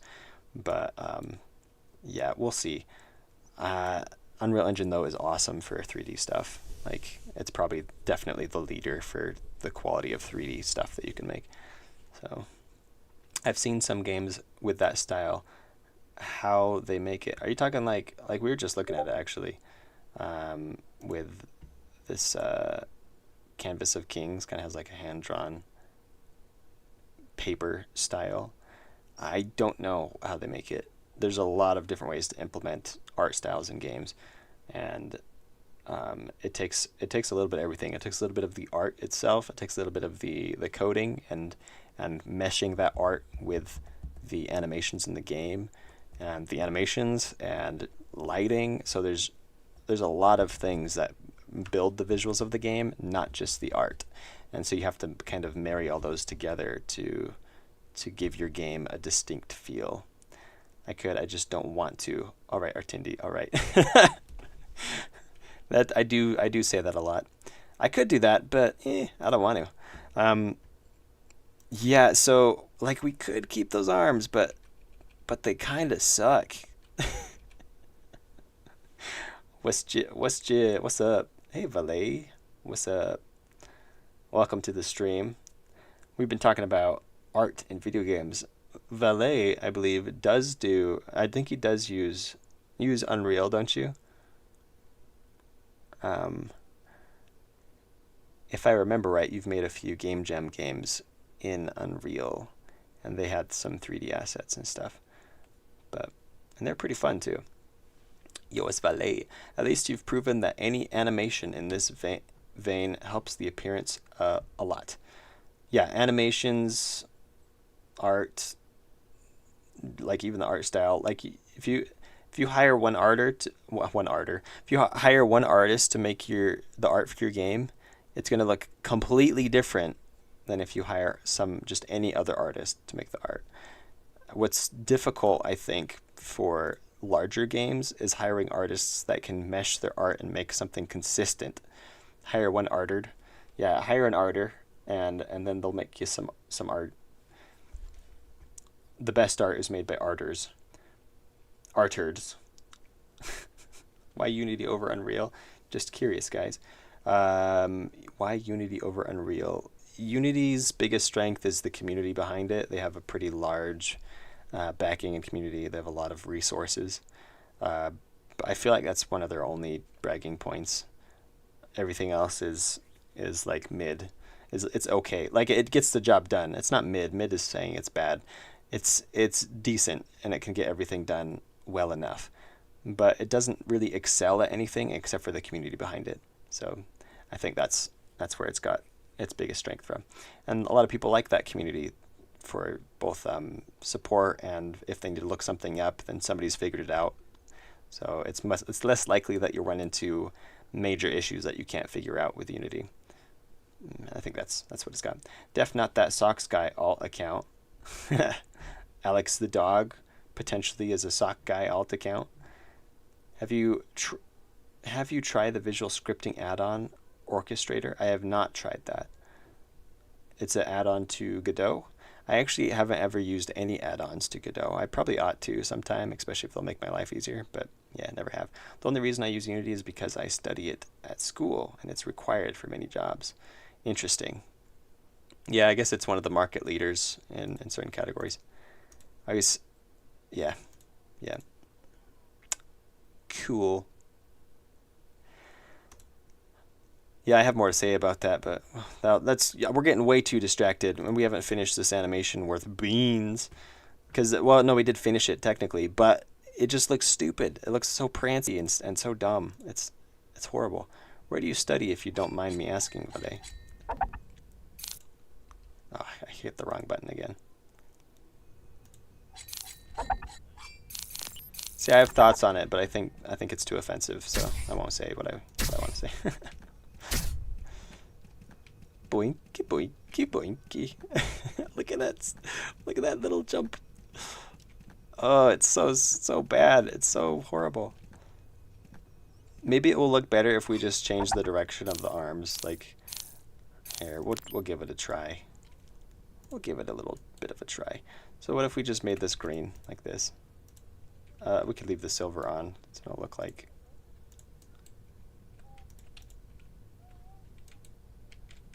Agree. Let's see.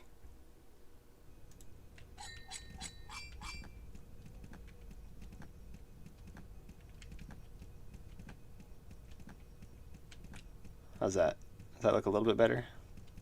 We can polish it up, but it definitely looks less prancy. But I don't know if it has quite the oomph.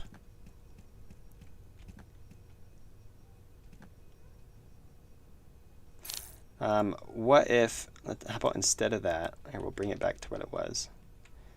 What if we just remove these, and we took this, copy paste it in, and we rotate it by 90 degrees. Maybe not that far. We'll just rotate it manually. Just rotate it to like right there. Or actually, we could take it from the actual arm sprite here. Do it from, yeah. Just take it so it's forward facing. Put it like, no, it does need a little bit of an angle. So do that and overlay some green on top of it so it looks like it's pointed downward as it returns to his side. Let's try this.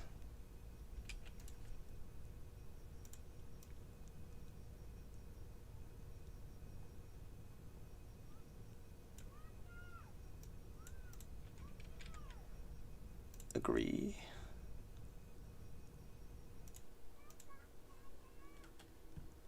I like to use layers to get some sort of onion skinning going on for animations. It just feels like his arms go at so far from his body. So maybe bring him back in a little bit, make it feel a bit, I don't know. That is kind of what happens when you jump, though. Oh, that feels pretty good. Jump, jump.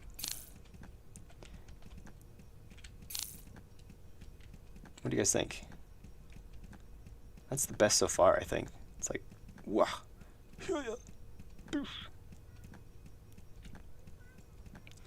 Are his arms coming out too far?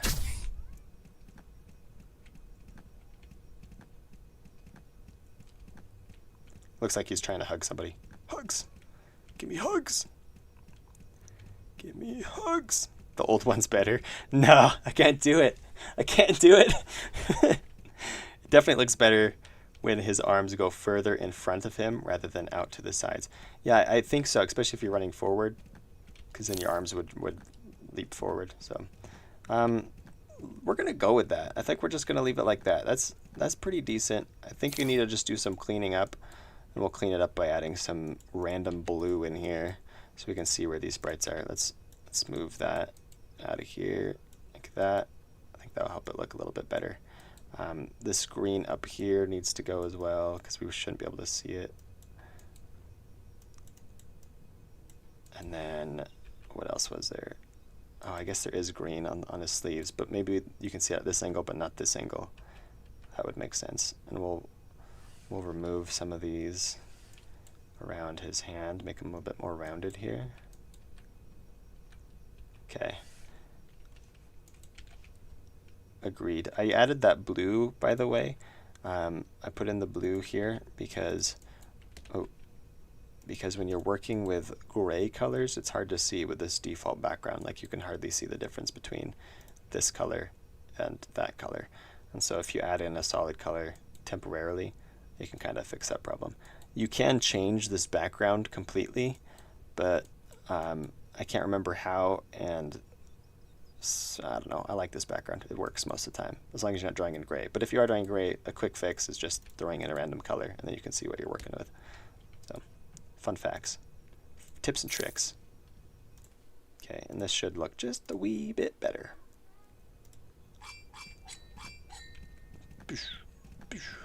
Yeah, that's a little bit cleaner. I like that. That's not bad. And we already put in the coding to make it so that when you swing a sword, they won't overlap. So if I swing a sword and jump at the same time, the priority goes to the sword swing.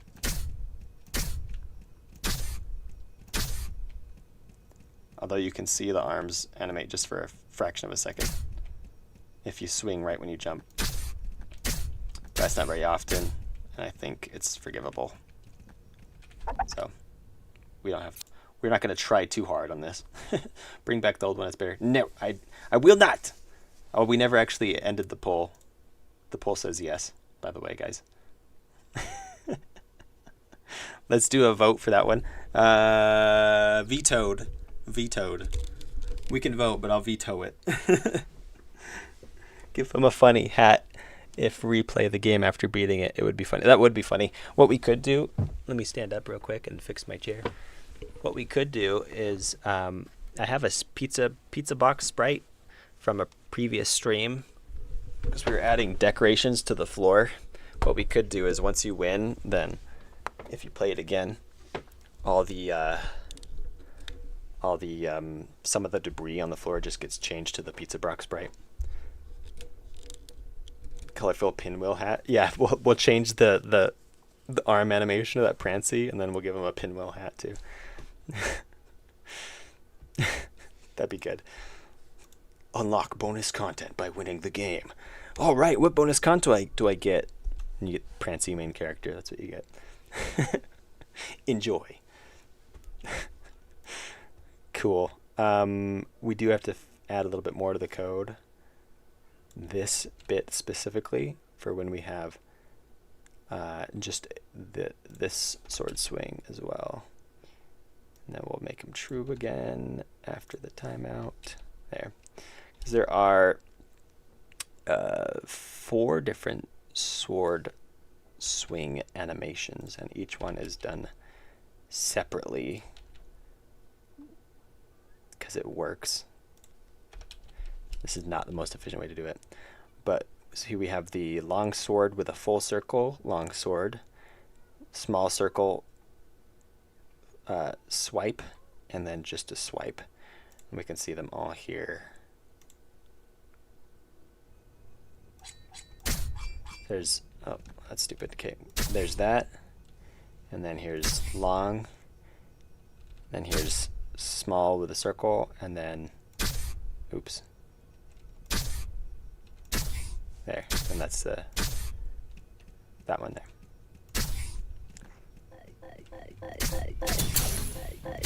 Much more limited attack. It's kind of awful. Doom. Oops.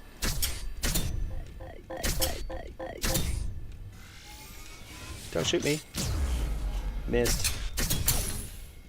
You noob.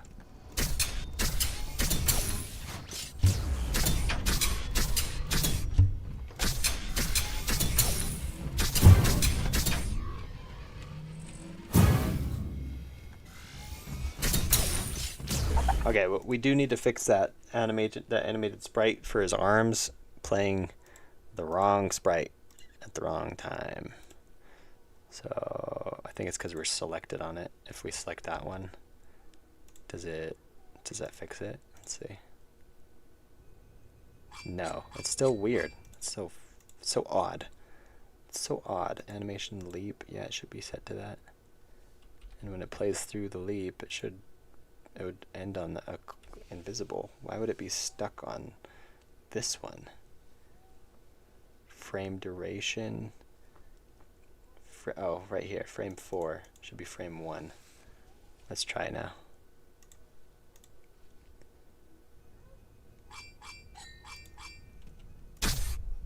No, it's still weird. Still weird. It's frame 0. There we go. Okay, look at that. Look at that gray that's still there. That's a little weird. That shouldn't be there. Save. And let's see. Oh, there's lots of chats going on. Hang on just a second. There we go. Looks pretty good. See that little doodad? We were gonna add that to like everywhere in the map. Destructibles. Just like little metal things that if you hit them, pew, breaks up into more pieces. We never did. Okay, Dylan Goodman, how's it going? Welcome. Think I'm gonna make an MMORPG like World of Warcraft, but with the graphics of modern games and Unreal for my first game. What do you think? I mean, if you got the skills, if you can do it. If you're brand new, though, good luck. It's been nice knowing you. We'll see you in a month. Did you do a running animation for arms? Yeah, a little bit. We adjusted what we already had and made it just look a little bit better. It's not perfect, but it's better than what it was. So you can see his hands kind of like poking out, and if you're observant, his elbows behind his shoulder blades as well. So yeah, that's what we got. It's not perfect, but it's better than what it was, I think. And then when he jumps, you get a little bit more arm action. Was that above him? No, it's not. It's above him when he jumps, though. Is it? No. Okay, so that's good. But yeah, I think that's the most we're gonna do on the running arm animation, just because I don't want to mess with it much more than that. And the jumping arms really adds a lot, so I think it's passable. Thanks. Now ChatGPT can write code so well, I should be able to knock it out in a couple of weeks and then go for something a bit more exciting after I make a few million. Oh, that's true. Yeah, you got this, man. How much do you think the game will cost when you release it? Probably like $70 or $80 even, if you think about it. That seems fair. I think that the arms, when normal running, are a bit too shy when it's so fast-paced and quick. Yeah, it could be. We thought about slowing down the pace of the running animation just a little bit, and we could do that just to see. Let's try it out. Let's try slowing that pace down, see if that makes it look a bit better. Here's the run animation, and we're going to slow it down to, it's at 0.4, but we could do, what, 0.6 even? And then we'll just, how many frames are there? Okay, not frames, but yeah. So we just slide all these over to the end.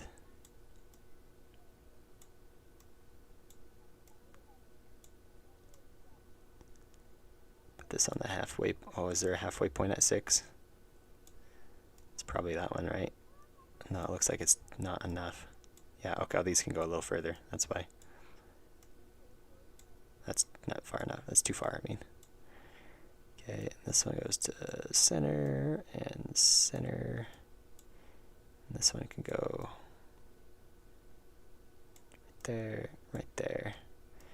Now this is quite a bit slower. Let's see what it looks like. Keep in mind there's also the sound effect of his feet running, and you want that to be a little bit lined up with his body. Actually, that's better. I like that better, because it lines up with the sound of his feet. Do you guys hear that and see that?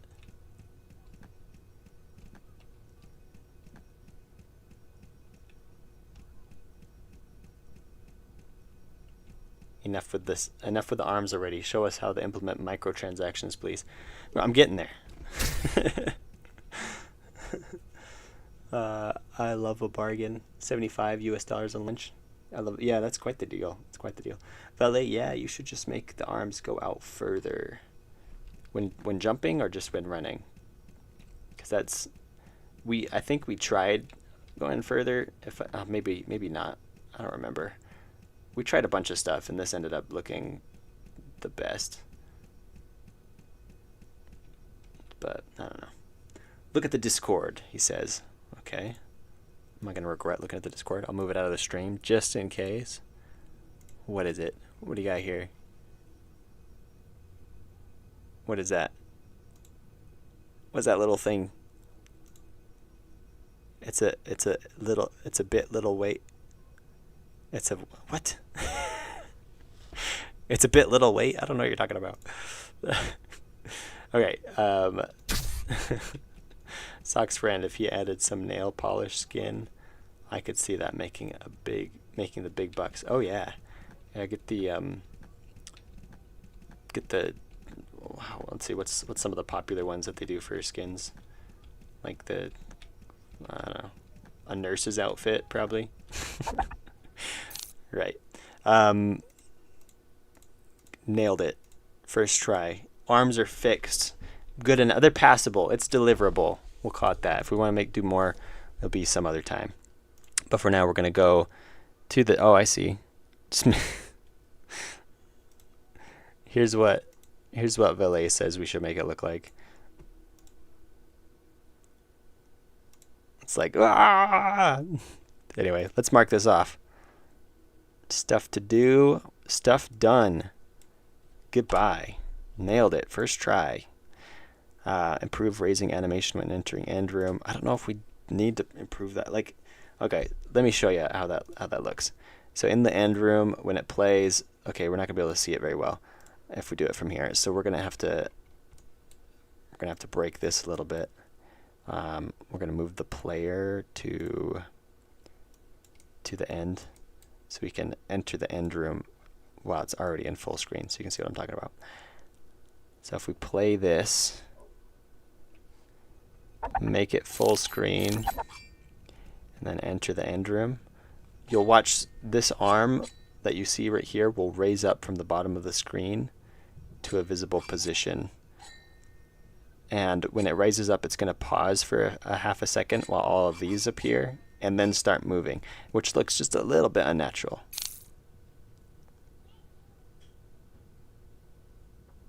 See what I mean?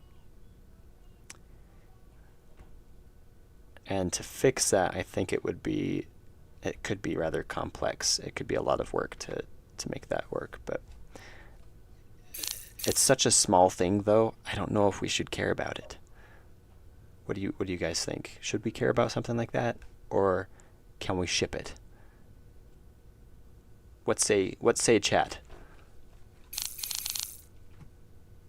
No, he says. Whoa, these scientists. Just one of them. Only one of them's a scientist. The rest of them are just normal people. In fact, this is the main character's girlfriend. And all the rest of them don't have any lore. That's all. That's the only lore that's attached to any of them. This guy, for some reason, has a logo with my shirt. But besides that, or my shirt with his shirt has my logo. That's what I meant to say. I think we need microtransactions. I mean, if the money's coming to me, I think we might need microtransactions. I didn't notice the thing to fix. Oh, you didn't even notice it until I pointed it out. But now you're like, oh, I see. You didn't even. Oh, even when I pointed it out, you didn't notice it. I wonder whose logo is that. Yeah, who's wearing that? Where'd he get that shirt? He must be a fan. I prefer microtransactions over everything, just like life in general. I leave everyone but the scientist and the girl. Leave everyone but the scientist and the girlfriend, because they're girls. You're just like, oh, so you're saving just the girls, and everybody else, they can stay here. Reduce the competition. I prefer microtransactions. Yeah, I didn't even see it when I pointed it out. All right, I think that's good enough then. I don't think we need to fix it. If you didn't even notice when I pointed it out, I mean, I could run it again. No, actually, I can run it again from here. We can just pick 2 and push this, and then we'll be in a hallway. We'll see. Do you see it? Didn't know the scientist was a girl. You didn't know the scientist? Look at the...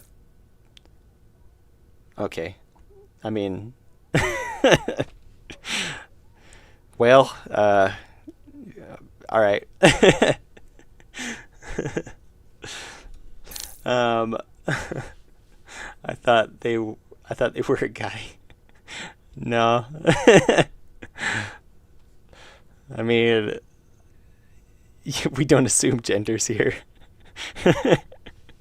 Yeah. Yeah, I guess it's good then if you didn't even notice after I pointed out what it was. I think it's better to get the big main features down than to spend a bunch of time fixing small things that people don't really notice. Yeah, exactly. And Valet didn't even notice it. And so that's why I was like, I don't even know if we need to spend time fixing this, because it's going to be a pain in the neck to fix. A lot of tiny little manipulations to the animation. So we're just going to check that off.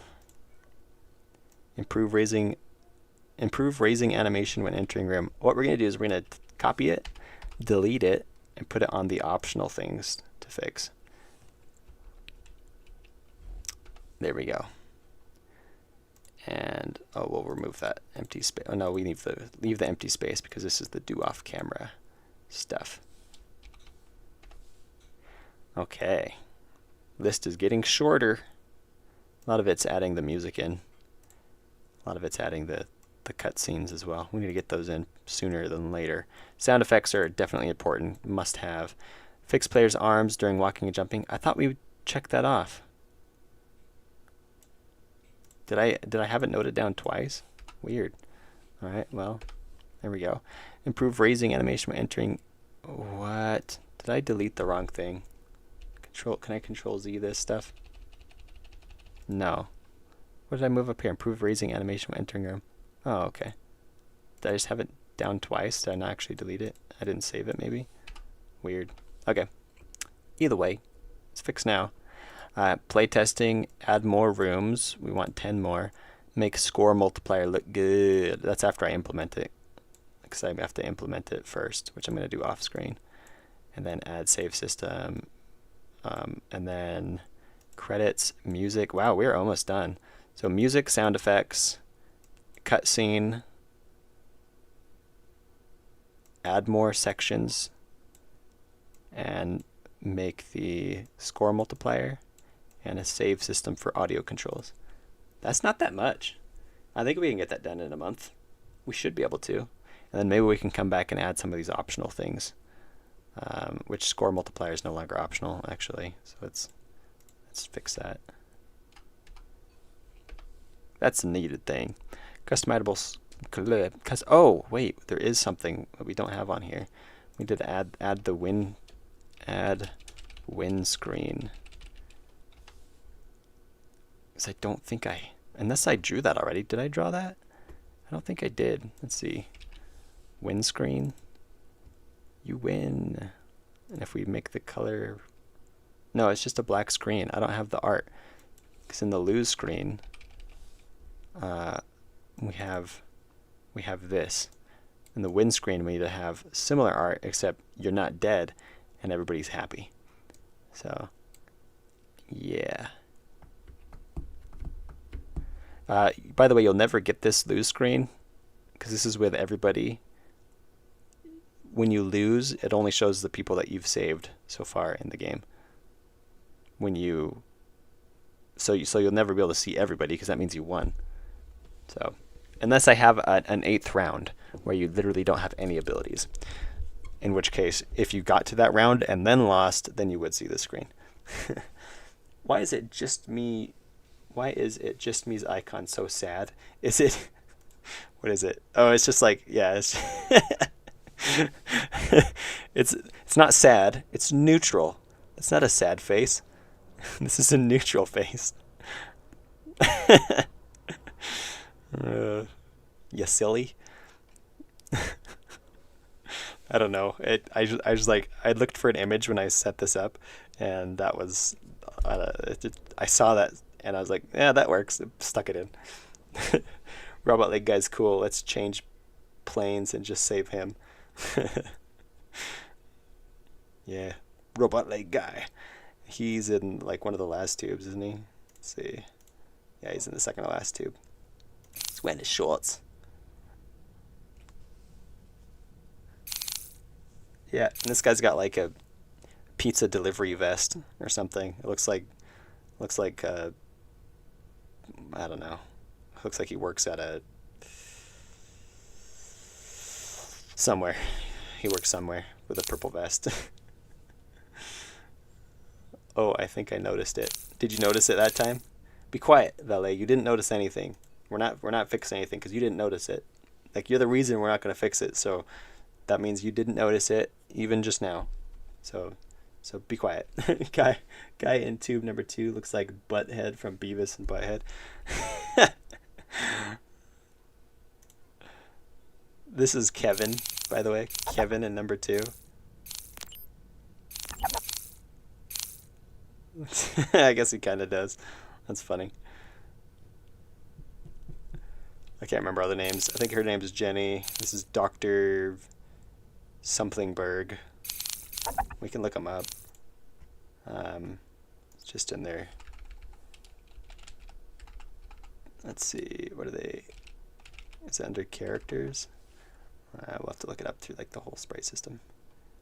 Sound effects. Why is everything open? Wow. Wow. So just a bunch of stuff in there. Pathbot. Why is that? Because I have the enemies folder open. Let's see. Where is that? Is that under environments in the end room? People. There's where it is. So we got Brock, Dr. Sarah Rosenberg. Brock is that guy. There's Brock. Kevin is this guy. Jeremy is that guy. Mick. Where to go? Jenny and Dr. Sarah Rosenberg and Edgard. Yep. Fun stuff. And there's multiple frames because the frames represent the floating effect when the tubes are animated. So when we run it, we can see them floating up and down.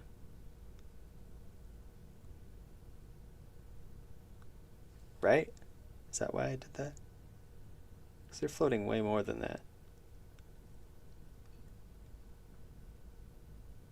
I don't know. I don't know why I have more than one frame anymore. I forgot. Because it looks like it's just one frame and I'm just moving it up and down manually. Interesting. you could do telemetry data collection to figure out which players are racist, sexist against which characters.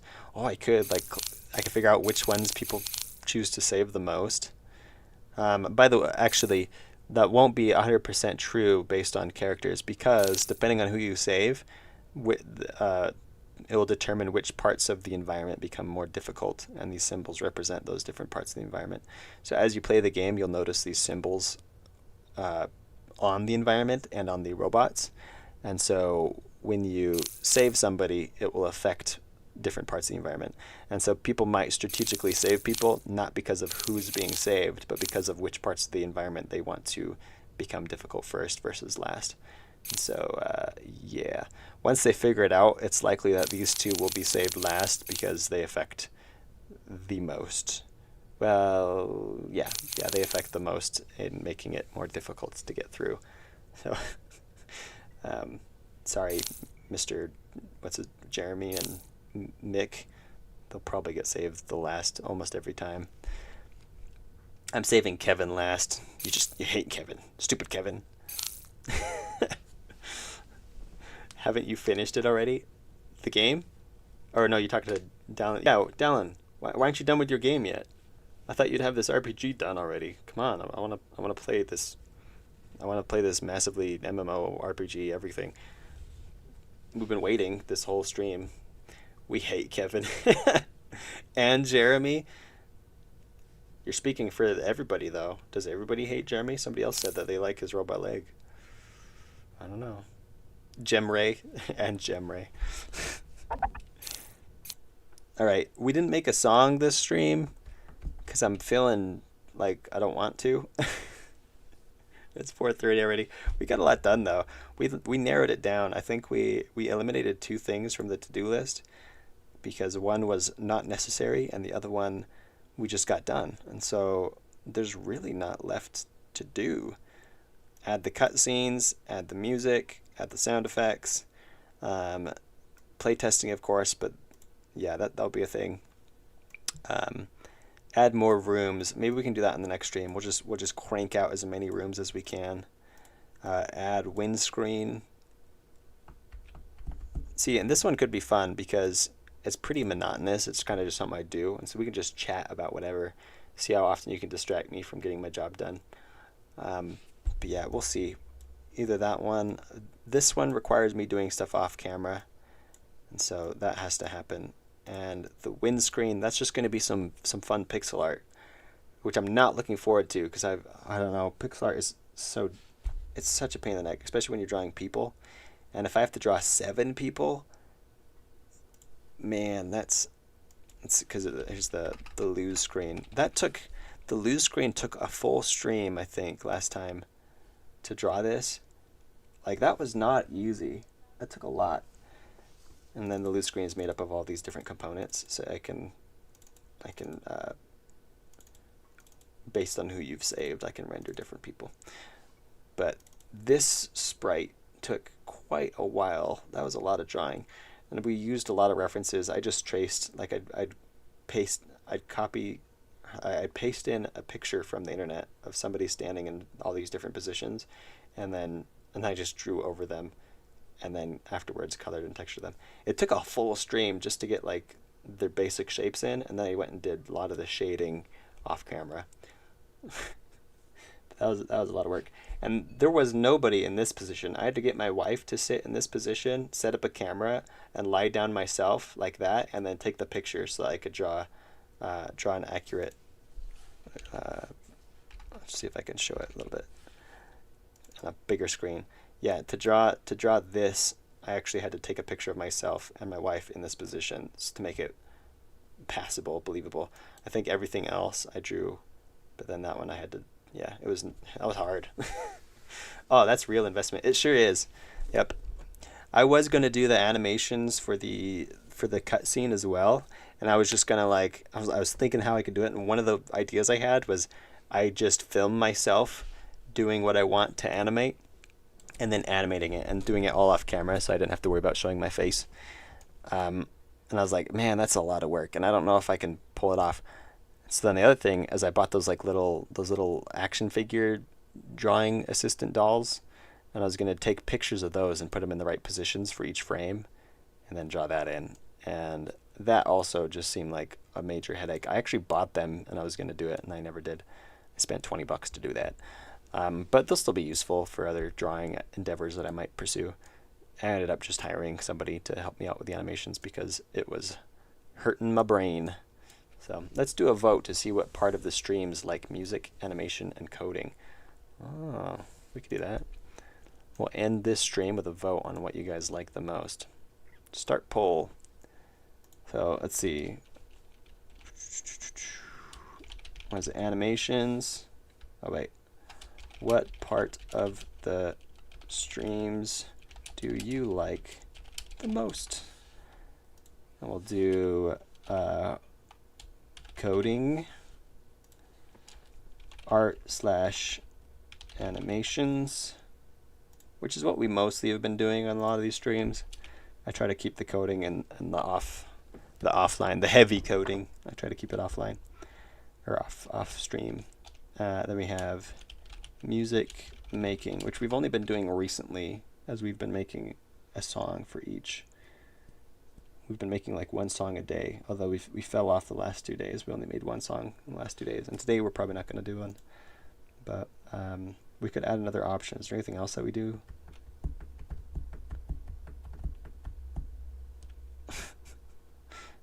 You like posting? I like the ASMR. You like just listening to my voice as I talk about game development. Get a room. Aww. Valley the best. The comment. What comment? I use them too. Alright, I don't think there's anything major. I mean, I could add when we go on tangents and get distracted, but I think everybody enjoys that. So obviously, that's not an intended part of the stream. So let's just do those three and see what we get.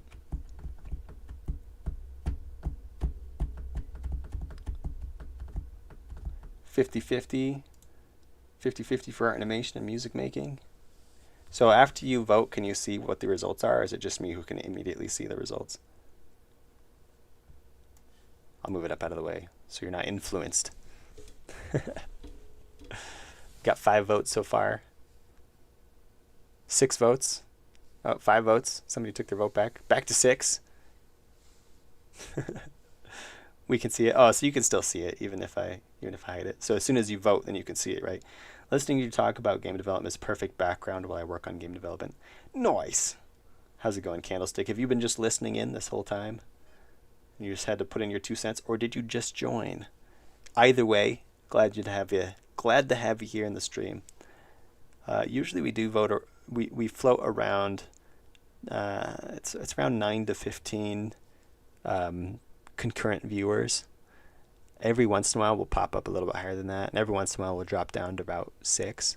But most of the time we're floating around that 9 to 16, which is kind of fun. For the past hour-ish. You've been hanging out for an hour. Nice. Well, that's great. That's fine. There's a few people that like to lurk. So, in fact, that's what I like to do when I join streams. I mostly lurk, unless they say something that I just got to put my 2 cents in. Most of the time when I watch a stream, I like to just listen, especially if they're talking about interesting things. We can see the results. I already read that. The vote looks pretty split. Oh yeah, it's perfectly tied right now. Three votes and everything: coding, art, animation, and music making. So maybe we should do a different poll. When I'm not doing something that you're most interested in, do you leave? Because I have noticed a shift in the concurrent viewers when I change subjects. So when I'm coding and doing stuff in the game development side of things, often the people will stop watching as soon as I shift to making music, or at least the concurrent viewers changes dramatically, and then I have to but then they come back after a little while.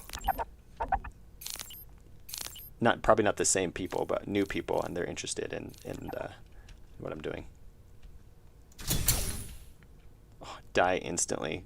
I have my shield and revive turned off.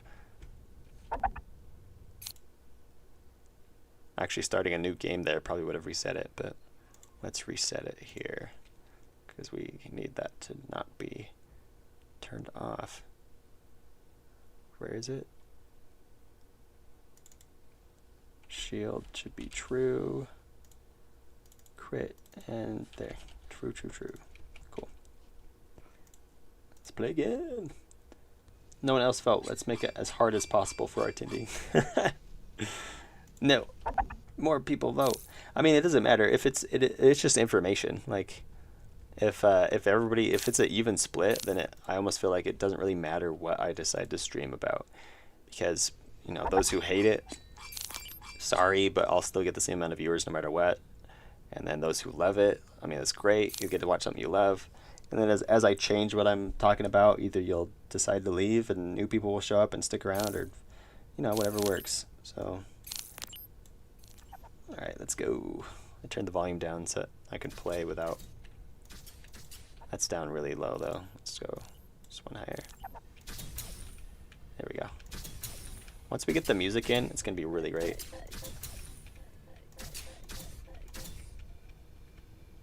I should probably actually go export that music off of my old computer so we can have access to it here. That way we can implement it spontaneously if we want to on some stream. We'll just be ready to go. I voted for all 3 with my alt accounts. How many alt accounts do you got? You got 3 alt accounts? I only have 1 alt account. Actually, that's not true. I got another alt account. I was going to make another channel talking about other things, covering other subjects. I wanted to make a little channel talking about like movies, which I know not very creative, but yeah. I wanted it to be positive, like a positive thing for movies, like where I talk about positive role models in movies and why they are good role models. So like, I don't know, like name whatever movie and then that has a positive role model, and I talk about what makes them impressive, what things they do that are character building, and how we can use that to be better people.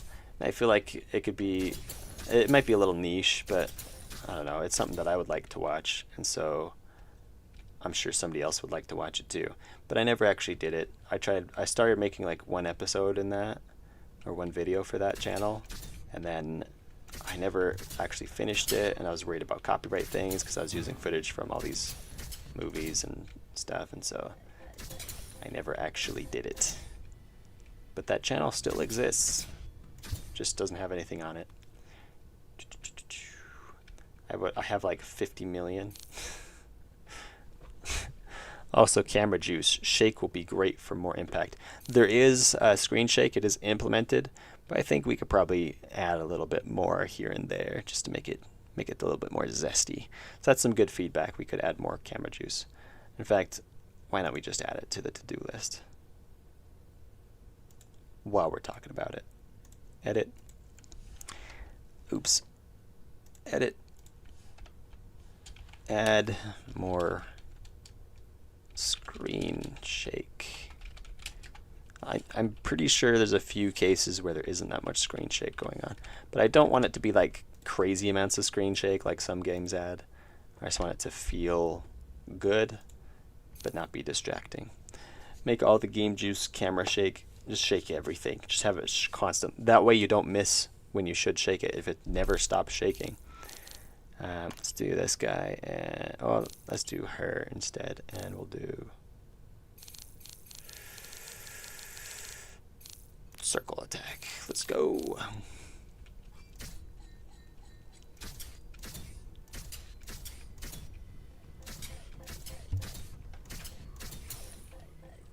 The bombs are bigger now.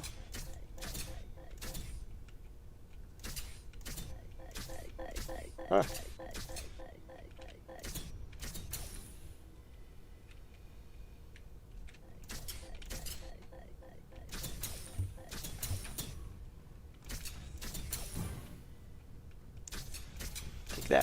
Take that, and this, and that.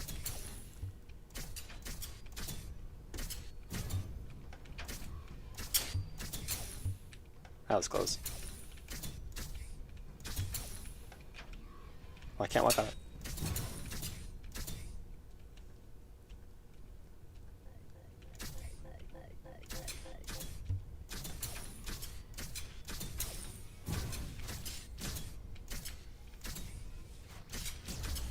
Get out of here. I think the score multiplier is definitely going to make it a little bit more interesting. Here's a question though. Should the score multiplier, or should the score be displayed on the screen while you're playing, or only at the end? Because if it's, well, I don't know. Maybe it's something that is displayed like on a mini screen by itself over here. And then that way it's still immersive. It doesn't feel like it's just a floating number that's on the screen. You know what I mean?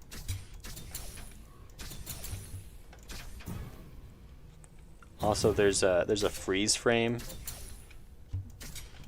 but it only happens when you get a crit.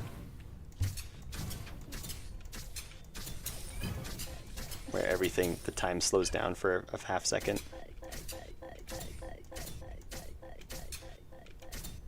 Trying to show it again. I'm not getting any crits though. Yeah.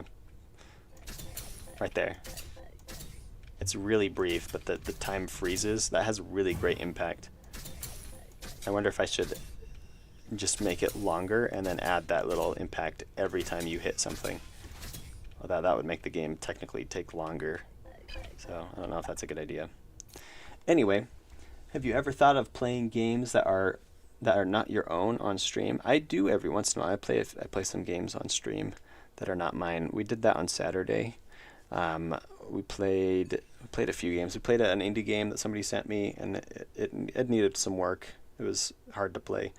And then we played some Noida, and then we played my own game. And in the past, I played quite a few games. In fact, I still have a lot of the games that I've played on stream. Let's see. I had a category that was like games I've reviewed. Let's see. Games I don't care about. Games I've reviewed. So all these games I've played, either I've made a review video or I've at least reviewed through Steam. Some of the review videos are no longer available anymore because this was pretty early on and I was bad at talking about games. In fact, even Noida, I made a review of Noida. It might still be public, but I don't know. I probably took it down because I did not understand what a roguelike was when I played it, and I was like, this game sucks. But now that I understand what a roguelike is, I recognize that Noida is actually very well designed. So, yeah, fun facts. But yeah, there's a bunch of games here still that I've played on streams only. I'm trying to find some of them. It might be easier just to look at them this way. I'll be able to recognize it easier. Let's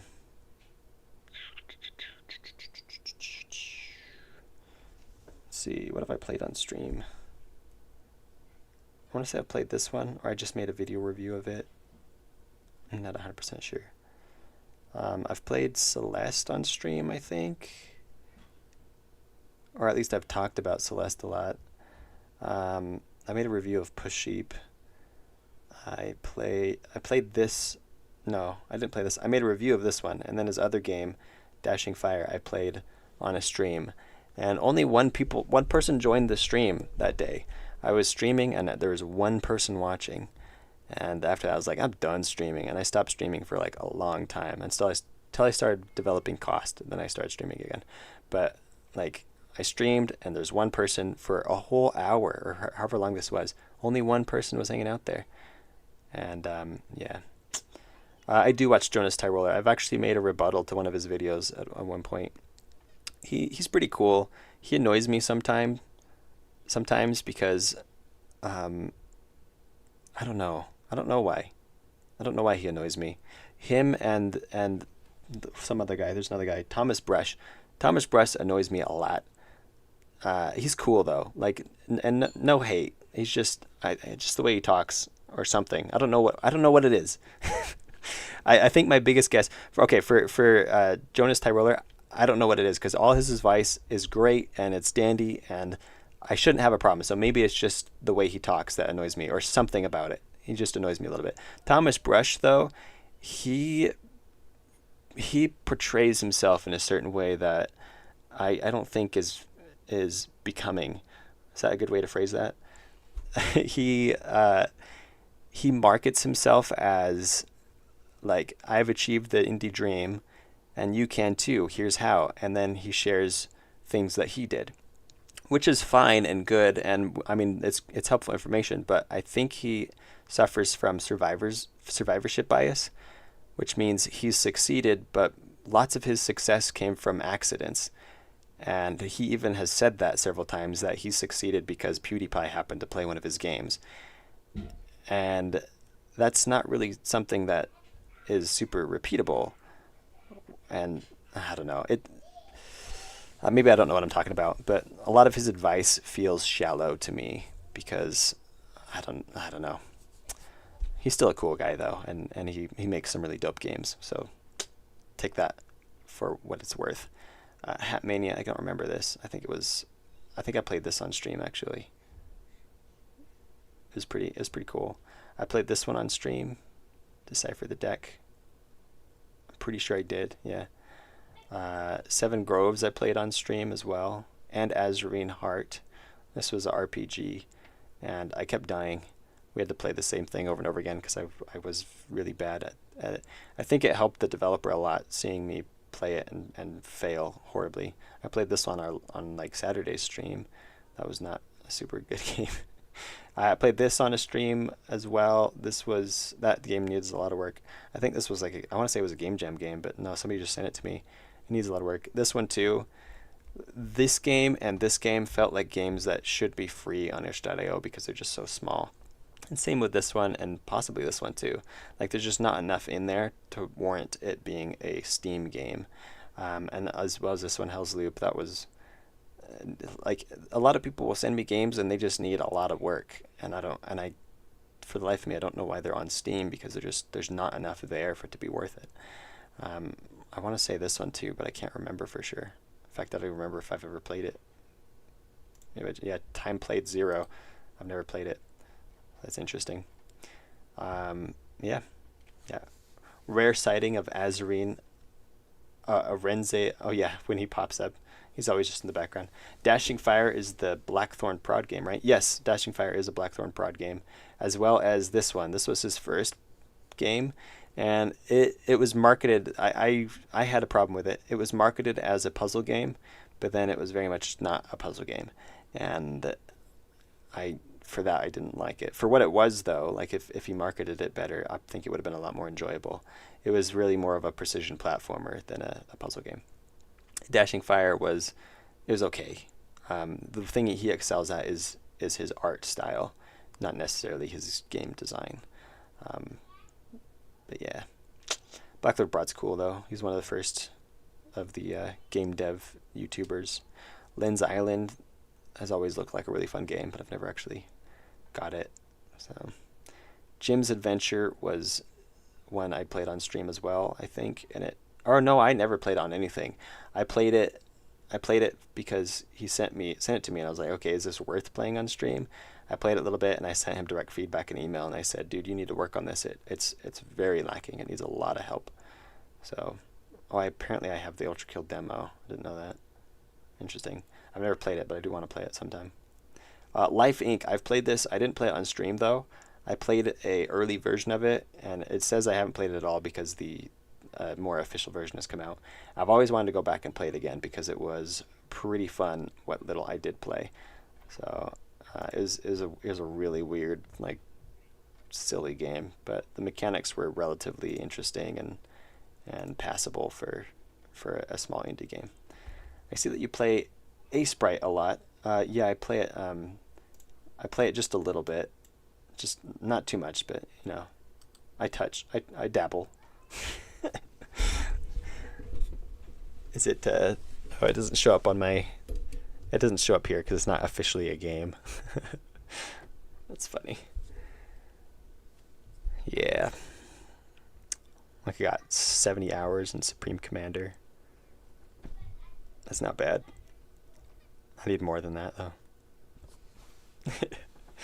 Scrap Mechanic. This is such a fun game, but the developers put out updates way too slow.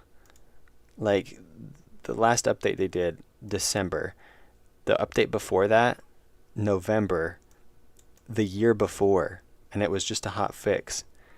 And then it was March when they actually did a devlog. So the actual last update is, here's a patch 2 years before. Well, that's 2022. That's 3 years ago. So last actual update was 3 years ago in May. Almost 3 whole years ago. Yeah. So, but they're still working on it. They're just taking their sweet time actually putting anything out there. So I'd love to play it more, but you can only play so much of an incomplete game. Well, at least it's not extra credits. Yeah, extra credits annoys me a lot, actually. They have some helpful advice on certain things, but a lot of times they don't know what they're talking about at all. Like they're just I used to think that they knew what they were talking about everything, and then I kept researching more and more and more, and then I go back and watch some of their stuff, and I'm like, wow, you guys don't know what you're talking about at all. Like they just pull stuff out of their butts and say this is official, but man, they just make stuff up and pass it off as realistic a lot of the time. They're still helpful. Like you'll still learn things, but some of the things that they say is just purely made up and nonsense. So yeah. Do you play free games off of itch too? I've played a few free games, mostly the better known. I've played this one on stream. Mostly the better known ones. There is what's that one? It's a factory game. It's like a tower defense factory game. Why am I spacing on what it's called? It's in my wish list on Steam. After months of. Let's see. Let's look at my wish list. It's called something. I'm gonna find it. I'm gonna find it. Remember what it is. Factoids, Mess Chain, Void Stranger, Mindustry. That's what it is. Mindustry you can play for free. It's $10 on Steam, but you can play it for free, and it has pretty much everything except achievements, and it lacks a little bit of multiplayer as well. Like you can't, if someone has the Steam version and you have the free version, you can't play with your friend. But you can play pretty much the whole game for free off of itch. But if you want achievements, then you have to buy it on Steam, which I think is a really great marketing strategy. Just put the game on itch and everybody can play it for free. But then if they want a little bit more in the game, then they have to get it on Steam. So it's a smart strategy. I've played that off of itch.io a lot, and there's a few other games, but I can't remember now. Every once in a while, I'll play games from developers who show up on my Discord or will message me directly and say, hey, can you check out my game? I'll go check it out and play them. Or there's a few people that I follow just because I'm fans, or just because they've become my friends, and I'll check out some of their games every once in a while and comment. But most of those games are very much in development, though. Yeah, because itch has a wide range of like absolute garbage, hot sauce trash, and epically amazing games that you do have to pay money for. So there's a little bit of a balance there. Do you play free game? I see that you play Sprite a lot. I already said that. Not everyone has an incredibly smart, handsome, cool, and fast game dev. Yeah, well, and I'm talking about some of these other game devs as if I'm hot stuff, but I'm not. Like, there's a lot of people we can compare how finely polished their games are and how quickly they can put games out, and I'm lacking in a lot of categories. So I wouldn't say that I'm the best at anything. I feel like I'm decent at a certain categories of game design knowledge, and maybe even kind of up there in the top groups of those, but other than that, I feel like I am mid in most game development categories. I'm passable enough that I can give decent advice in a lot of things, but more than that, not too much. Like, I'm just kind of hanging out, kind of shooting in the dark mostly. I would send you a Steam key to my game once it's out if you'll play it on stream. If it's on, or in a vid. I mean, I'd love to. You can definitely send me a Steam key, but it will depend on the game. I could play it in a stream, but to make a whole video on it, that would be it would have to be something absolutely special, because I have a hard time just making a review. Like, I should do that more because I'll get more free games if I just make reviews of games. Change my channel into a review channel, then I'll get free games every day and I can just play what I want. But I don't know if I want to do that. Usually when I make a video on a particular game, it's because I'm talking about a game design thing that game features really well. So the only way I would make it currently, unless I change what I'd like to do, the only way I would make a video on your game in particular is if you're showing off some kind of game design aspect that I think is worth talking about. And along with that, I might not talk about just your game, but I would talk about many games. For example, Push Sheep, which was on here somewhere, right here, Push Sheep, I played it. I didn't play it for very long, but the guy sent it to me and said, hey, I put this game out. I've had lots of people play it on streams. Everybody who plays it said they like it. Why is it not doing well on Steam? And I wonder how it's doing now. It's probably still... No user reviews. It's not, I thought I left a review, but maybe not. Oh yeah, I did leave a review, but yeah, when I played it and I analyzed it, and I feel like I figured out what was wrong with it, and I said that this game is a game that could be played on mobile. Like, it was basically just a really simple mobile game. It's also supposed to be a puzzle game, but it's not puzzly. It's more like there's no real puzzle aspect to it. You're just trying to find the right order of buttons to push and hope that you're right. And you can use a little bit of logic to figure that out, but for the most part it was just experimentation. There wasn't a whole lot of puzzle solving. And then all the rest of all the gameplay was very mobile friendly. And that's what I said in my review. I was like, this game should be on mobile. It shouldn't be on Steam. Nobody's going to pay as much money as it costs, which I don't even know. What does it cost? It's only $4, but nobody's going to pay $4 for a game that they feel like they should get for free on mobile. And that's something that I feel like a lot of people fail at. There's a lot of games on Steam that I've reviewed. I did a review of Abyss. That's actually one that has done pretty well on Steam. But there's a lot of games that people put on Steam that are not really fit for Steam, because they'd be better as just a mobile game or something on itch.io. Like, even my game that I'm working on right now, I feel like, oh, it's pretty cool, but it's not... I hate to say it like this, but I think the best way to say it is it's not worthy of Steam. It's not fit for a Steam game. Nobody's going to get on their desktop, download it, and play it sitting down at a desktop or laptop when they could be playing on the mobile. And maybe you could make it for the Steam Deck, but I feel like that defeats the purpose of Steam. Steam is for PC games, and making them playable on Steam Deck 2 is great, but they should be primarily marketed towards Steam games or towards PC games. And so if you're putting a mobile game on Steam, then it's not going to do well. No matter how well it's designed, and no matter how many people you get to review it, it's just you're fighting against the tide. So, but that's just my 2 cents. I think the main challenge to making my game fun will be balancing. Will rewatch 3 clicks fill up my game making journey vid on this topic? Will rewatch. Is that your game making journey? You have a good point with that. A little intimidating though. My game isn't all that simple. And it could be simplicity. I don't know. It's a lot to do with just the style of the game, how much is in it, what kind of game it is. Like, if it's a game that you can play in 10 minutes, then if you expect to charge people for that on Steam, I don't know. And it depends on the style of the game. Like, if it's a mobile style game but you're playing it on Steam, that's a little weird. I don't know. It could still do well. Like, I could be wrong, and there's exceptions to the rule, but yeah. What do you think is more important, a good story or good visuals?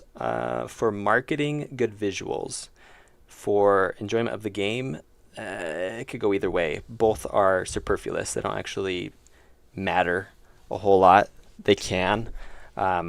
They can help a lot. Good visuals and good story can help communicate the game and gameplay and what the objective in the game is, but they are secondary. The main thing of a game, of course, is the game itself, and the visuals and art and story contribute to that game. Like, they just make it better, obviously. But out of the two, it depends on what categories. For marketing, I would say visuals, because it's harder to communicate a story in a 15-second clip or in a GIF. But you can communicate visuals in a single image, as well as the game mechanics, ideally in a single GIF. And in fact, that's something that you should ask yourself: can I communicate my game mechanics in one GIF? And if you can, then your game is going to be a lot easier to market, because then you can show a single brief animation communicating everything about your game. Then that's amazing, because you can post that anywhere really easily, and people will be like, oh, what's this? And it's much more interesting if you have captivating visuals. Like, there's a game, I can't remember what it's called, but the game features a fox and snow, and the orange of the fox stood out dramatically from the snow of the background, and so it made it very noticeable, and people like foxes, and so it was a very captivating visual, and so people were willing to be like, oh, what's this, and click on it or watch it for a little longer.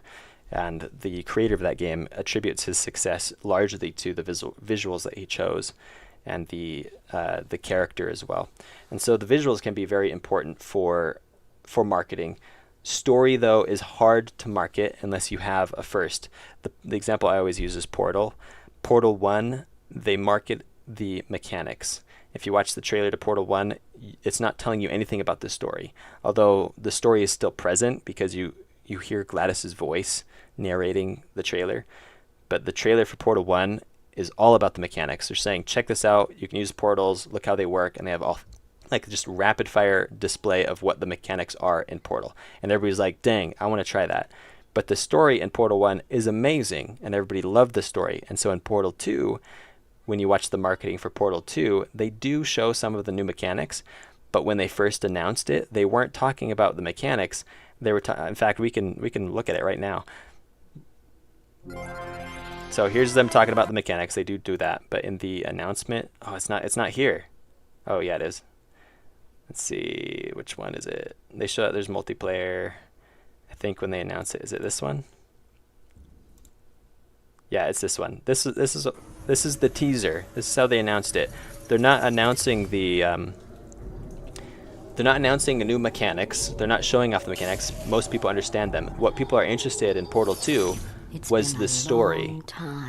And so How have you been? And so they're showing this.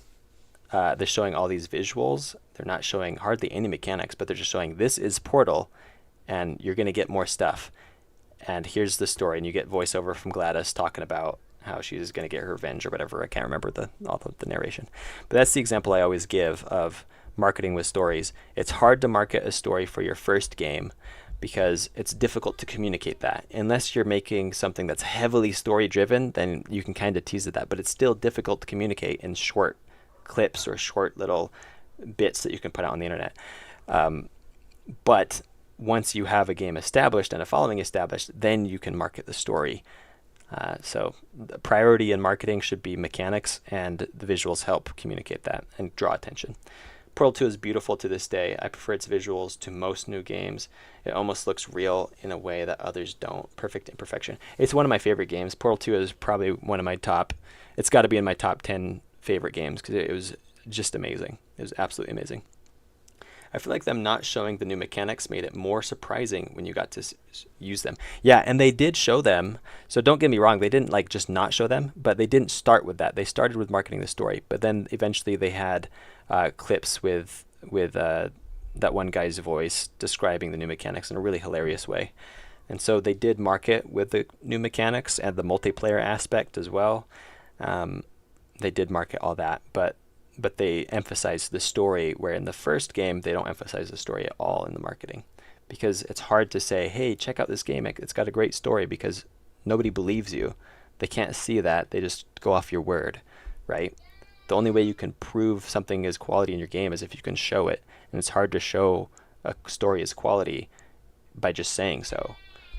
And you can't tell the whole story because that spoils it. So, yeah. I feel like that. Oh, I already read that. So, yeah. Fun stuff. Yeah. We should probably be done streaming. I gotta go do other stuff. Or do other not stuff. Just do not stuff. I'll probably get off and play a game.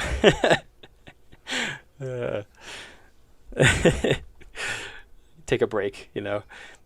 The gel will forever be the best mechanic in any game. Oh, the gel was amazing.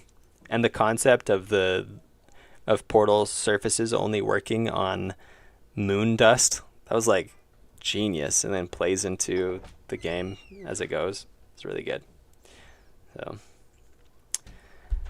but yeah, it's been fun hanging out and chilling, but I think we ought to be done. We did get a lot done. We didn't write a new song, but we did fix a lot of the animations. We kind of resolved a lot of things that we need to implement and simplified it. There's not a lot left. We got 1, 2, 3, 4, 5, 6, 7, 8, 9, 10, 11 things left to do.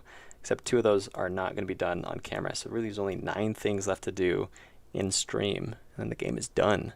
Although some of these things are going to take a lot, like the sound effects. We have to add all these sound effects. So, yeah. I imagine this will take maybe 2 or 3 streams. Adding the music is going to take a few streams because it's going to be just one adding the main soundtrack. But then we'll have to write all the music, so that could be 3 or 4 streams. So music and sound effects is like a week worth of streams just by itself. Credits could be its own thing too. Depends how we want to implement that. Cutscene animation, I feel like we can implement it pretty quickly, but that also will have to have music added to it and sound effects. So to get the cutscene animation from nothing to completely done, that could be 3 or 4 days worth of streams as well. I'm overestimating, of course, because I'd rather overestimate than underestimate. And then play testing, that's going to be 1 or 2 streams. One stream I might just show me reacting to some of the play testing. I might get some trusted people on the stream as well, so that we can get live feedback and we'll watch them play live on stream. I think that'd be helpful. And then I'll try to talk about what I'm paying attention to and what we are watching for while we do that. One of them I might get my wife to play test on stream. I'll have her get on her own computer and we'll join in a Discord call, and she'll play it that way. Something else we'll do on stream is make the itch.io page, and that will have to happen before we play test because I'll have to have it somewhere where playtesters can download. So I did suggest the last frame for the jump arms. Nice. You're saying you should be in the credits? I have talked about this before, but in the credits, I'd like there to be a way to feature people who have hung out in the streams, which is going to be difficult because I can't remember everybody who's hung out in a stream. There's no way I'm going to be able to do that, and it's too hard to just note down everybody that joins a stream or comments frequently in a stream because it's just too hard to track that. It's possible, but I don't. Yeah. But I'd like to include people who have been in the streams somehow. At the same time, I feel like I'm going to miss somebody and they're going to feel bad. So maybe it'd be better to just not include anybody. Or maybe just have an overall thing that just says everybody who joined in the streams. I won't be able to say specific names, but just say this game was made mostly on stream. So big thanks to everybody who contributed through comments and chat. I think that might be the best thing because then it does include everybody, but it doesn't name anybody specifically, which will then by default mean several people will be failed to get named because people contributed a year ago when I was streaming, and I doubt they're watching now. I bet lots of them gave great suggestions a year ago that I've included in the game, but they're not going to watch this year, and I would never know to be able to include them unless I go back and watch all those streams, which I'm not going to do that. So I was so confused when you mentioned you have a wife. Would have never guessed that. Oh yeah, I do. I'm married. Okay, so dang, what do you mean sick? What do you mean? Oh wait, dang, what do you mean sock? It's just that I guess he didn't expect me to have a wife. My voice does sound like I'm younger than I am, I think. So I probably sound like I'm 22. I act like I'm 22. I feel like I'm 22, but I'm not. People are probably surprised. They're like, "Wait, you're older than 22?" Maybe. All right. Thanks for hanging out in the stream, guys. It's been fun. Oh, we didn't end the poll. End the poll. Art and animations. Apparently, people like art and animations the most. And then coding and music are tied. So I probably could have guessed that. All right. Thanks for hanging out. We're gonna end the stream now because it's 5:20. So it's been fun. It's been real. It's been real fun. Yeah. Catch y'all later. Bye bye.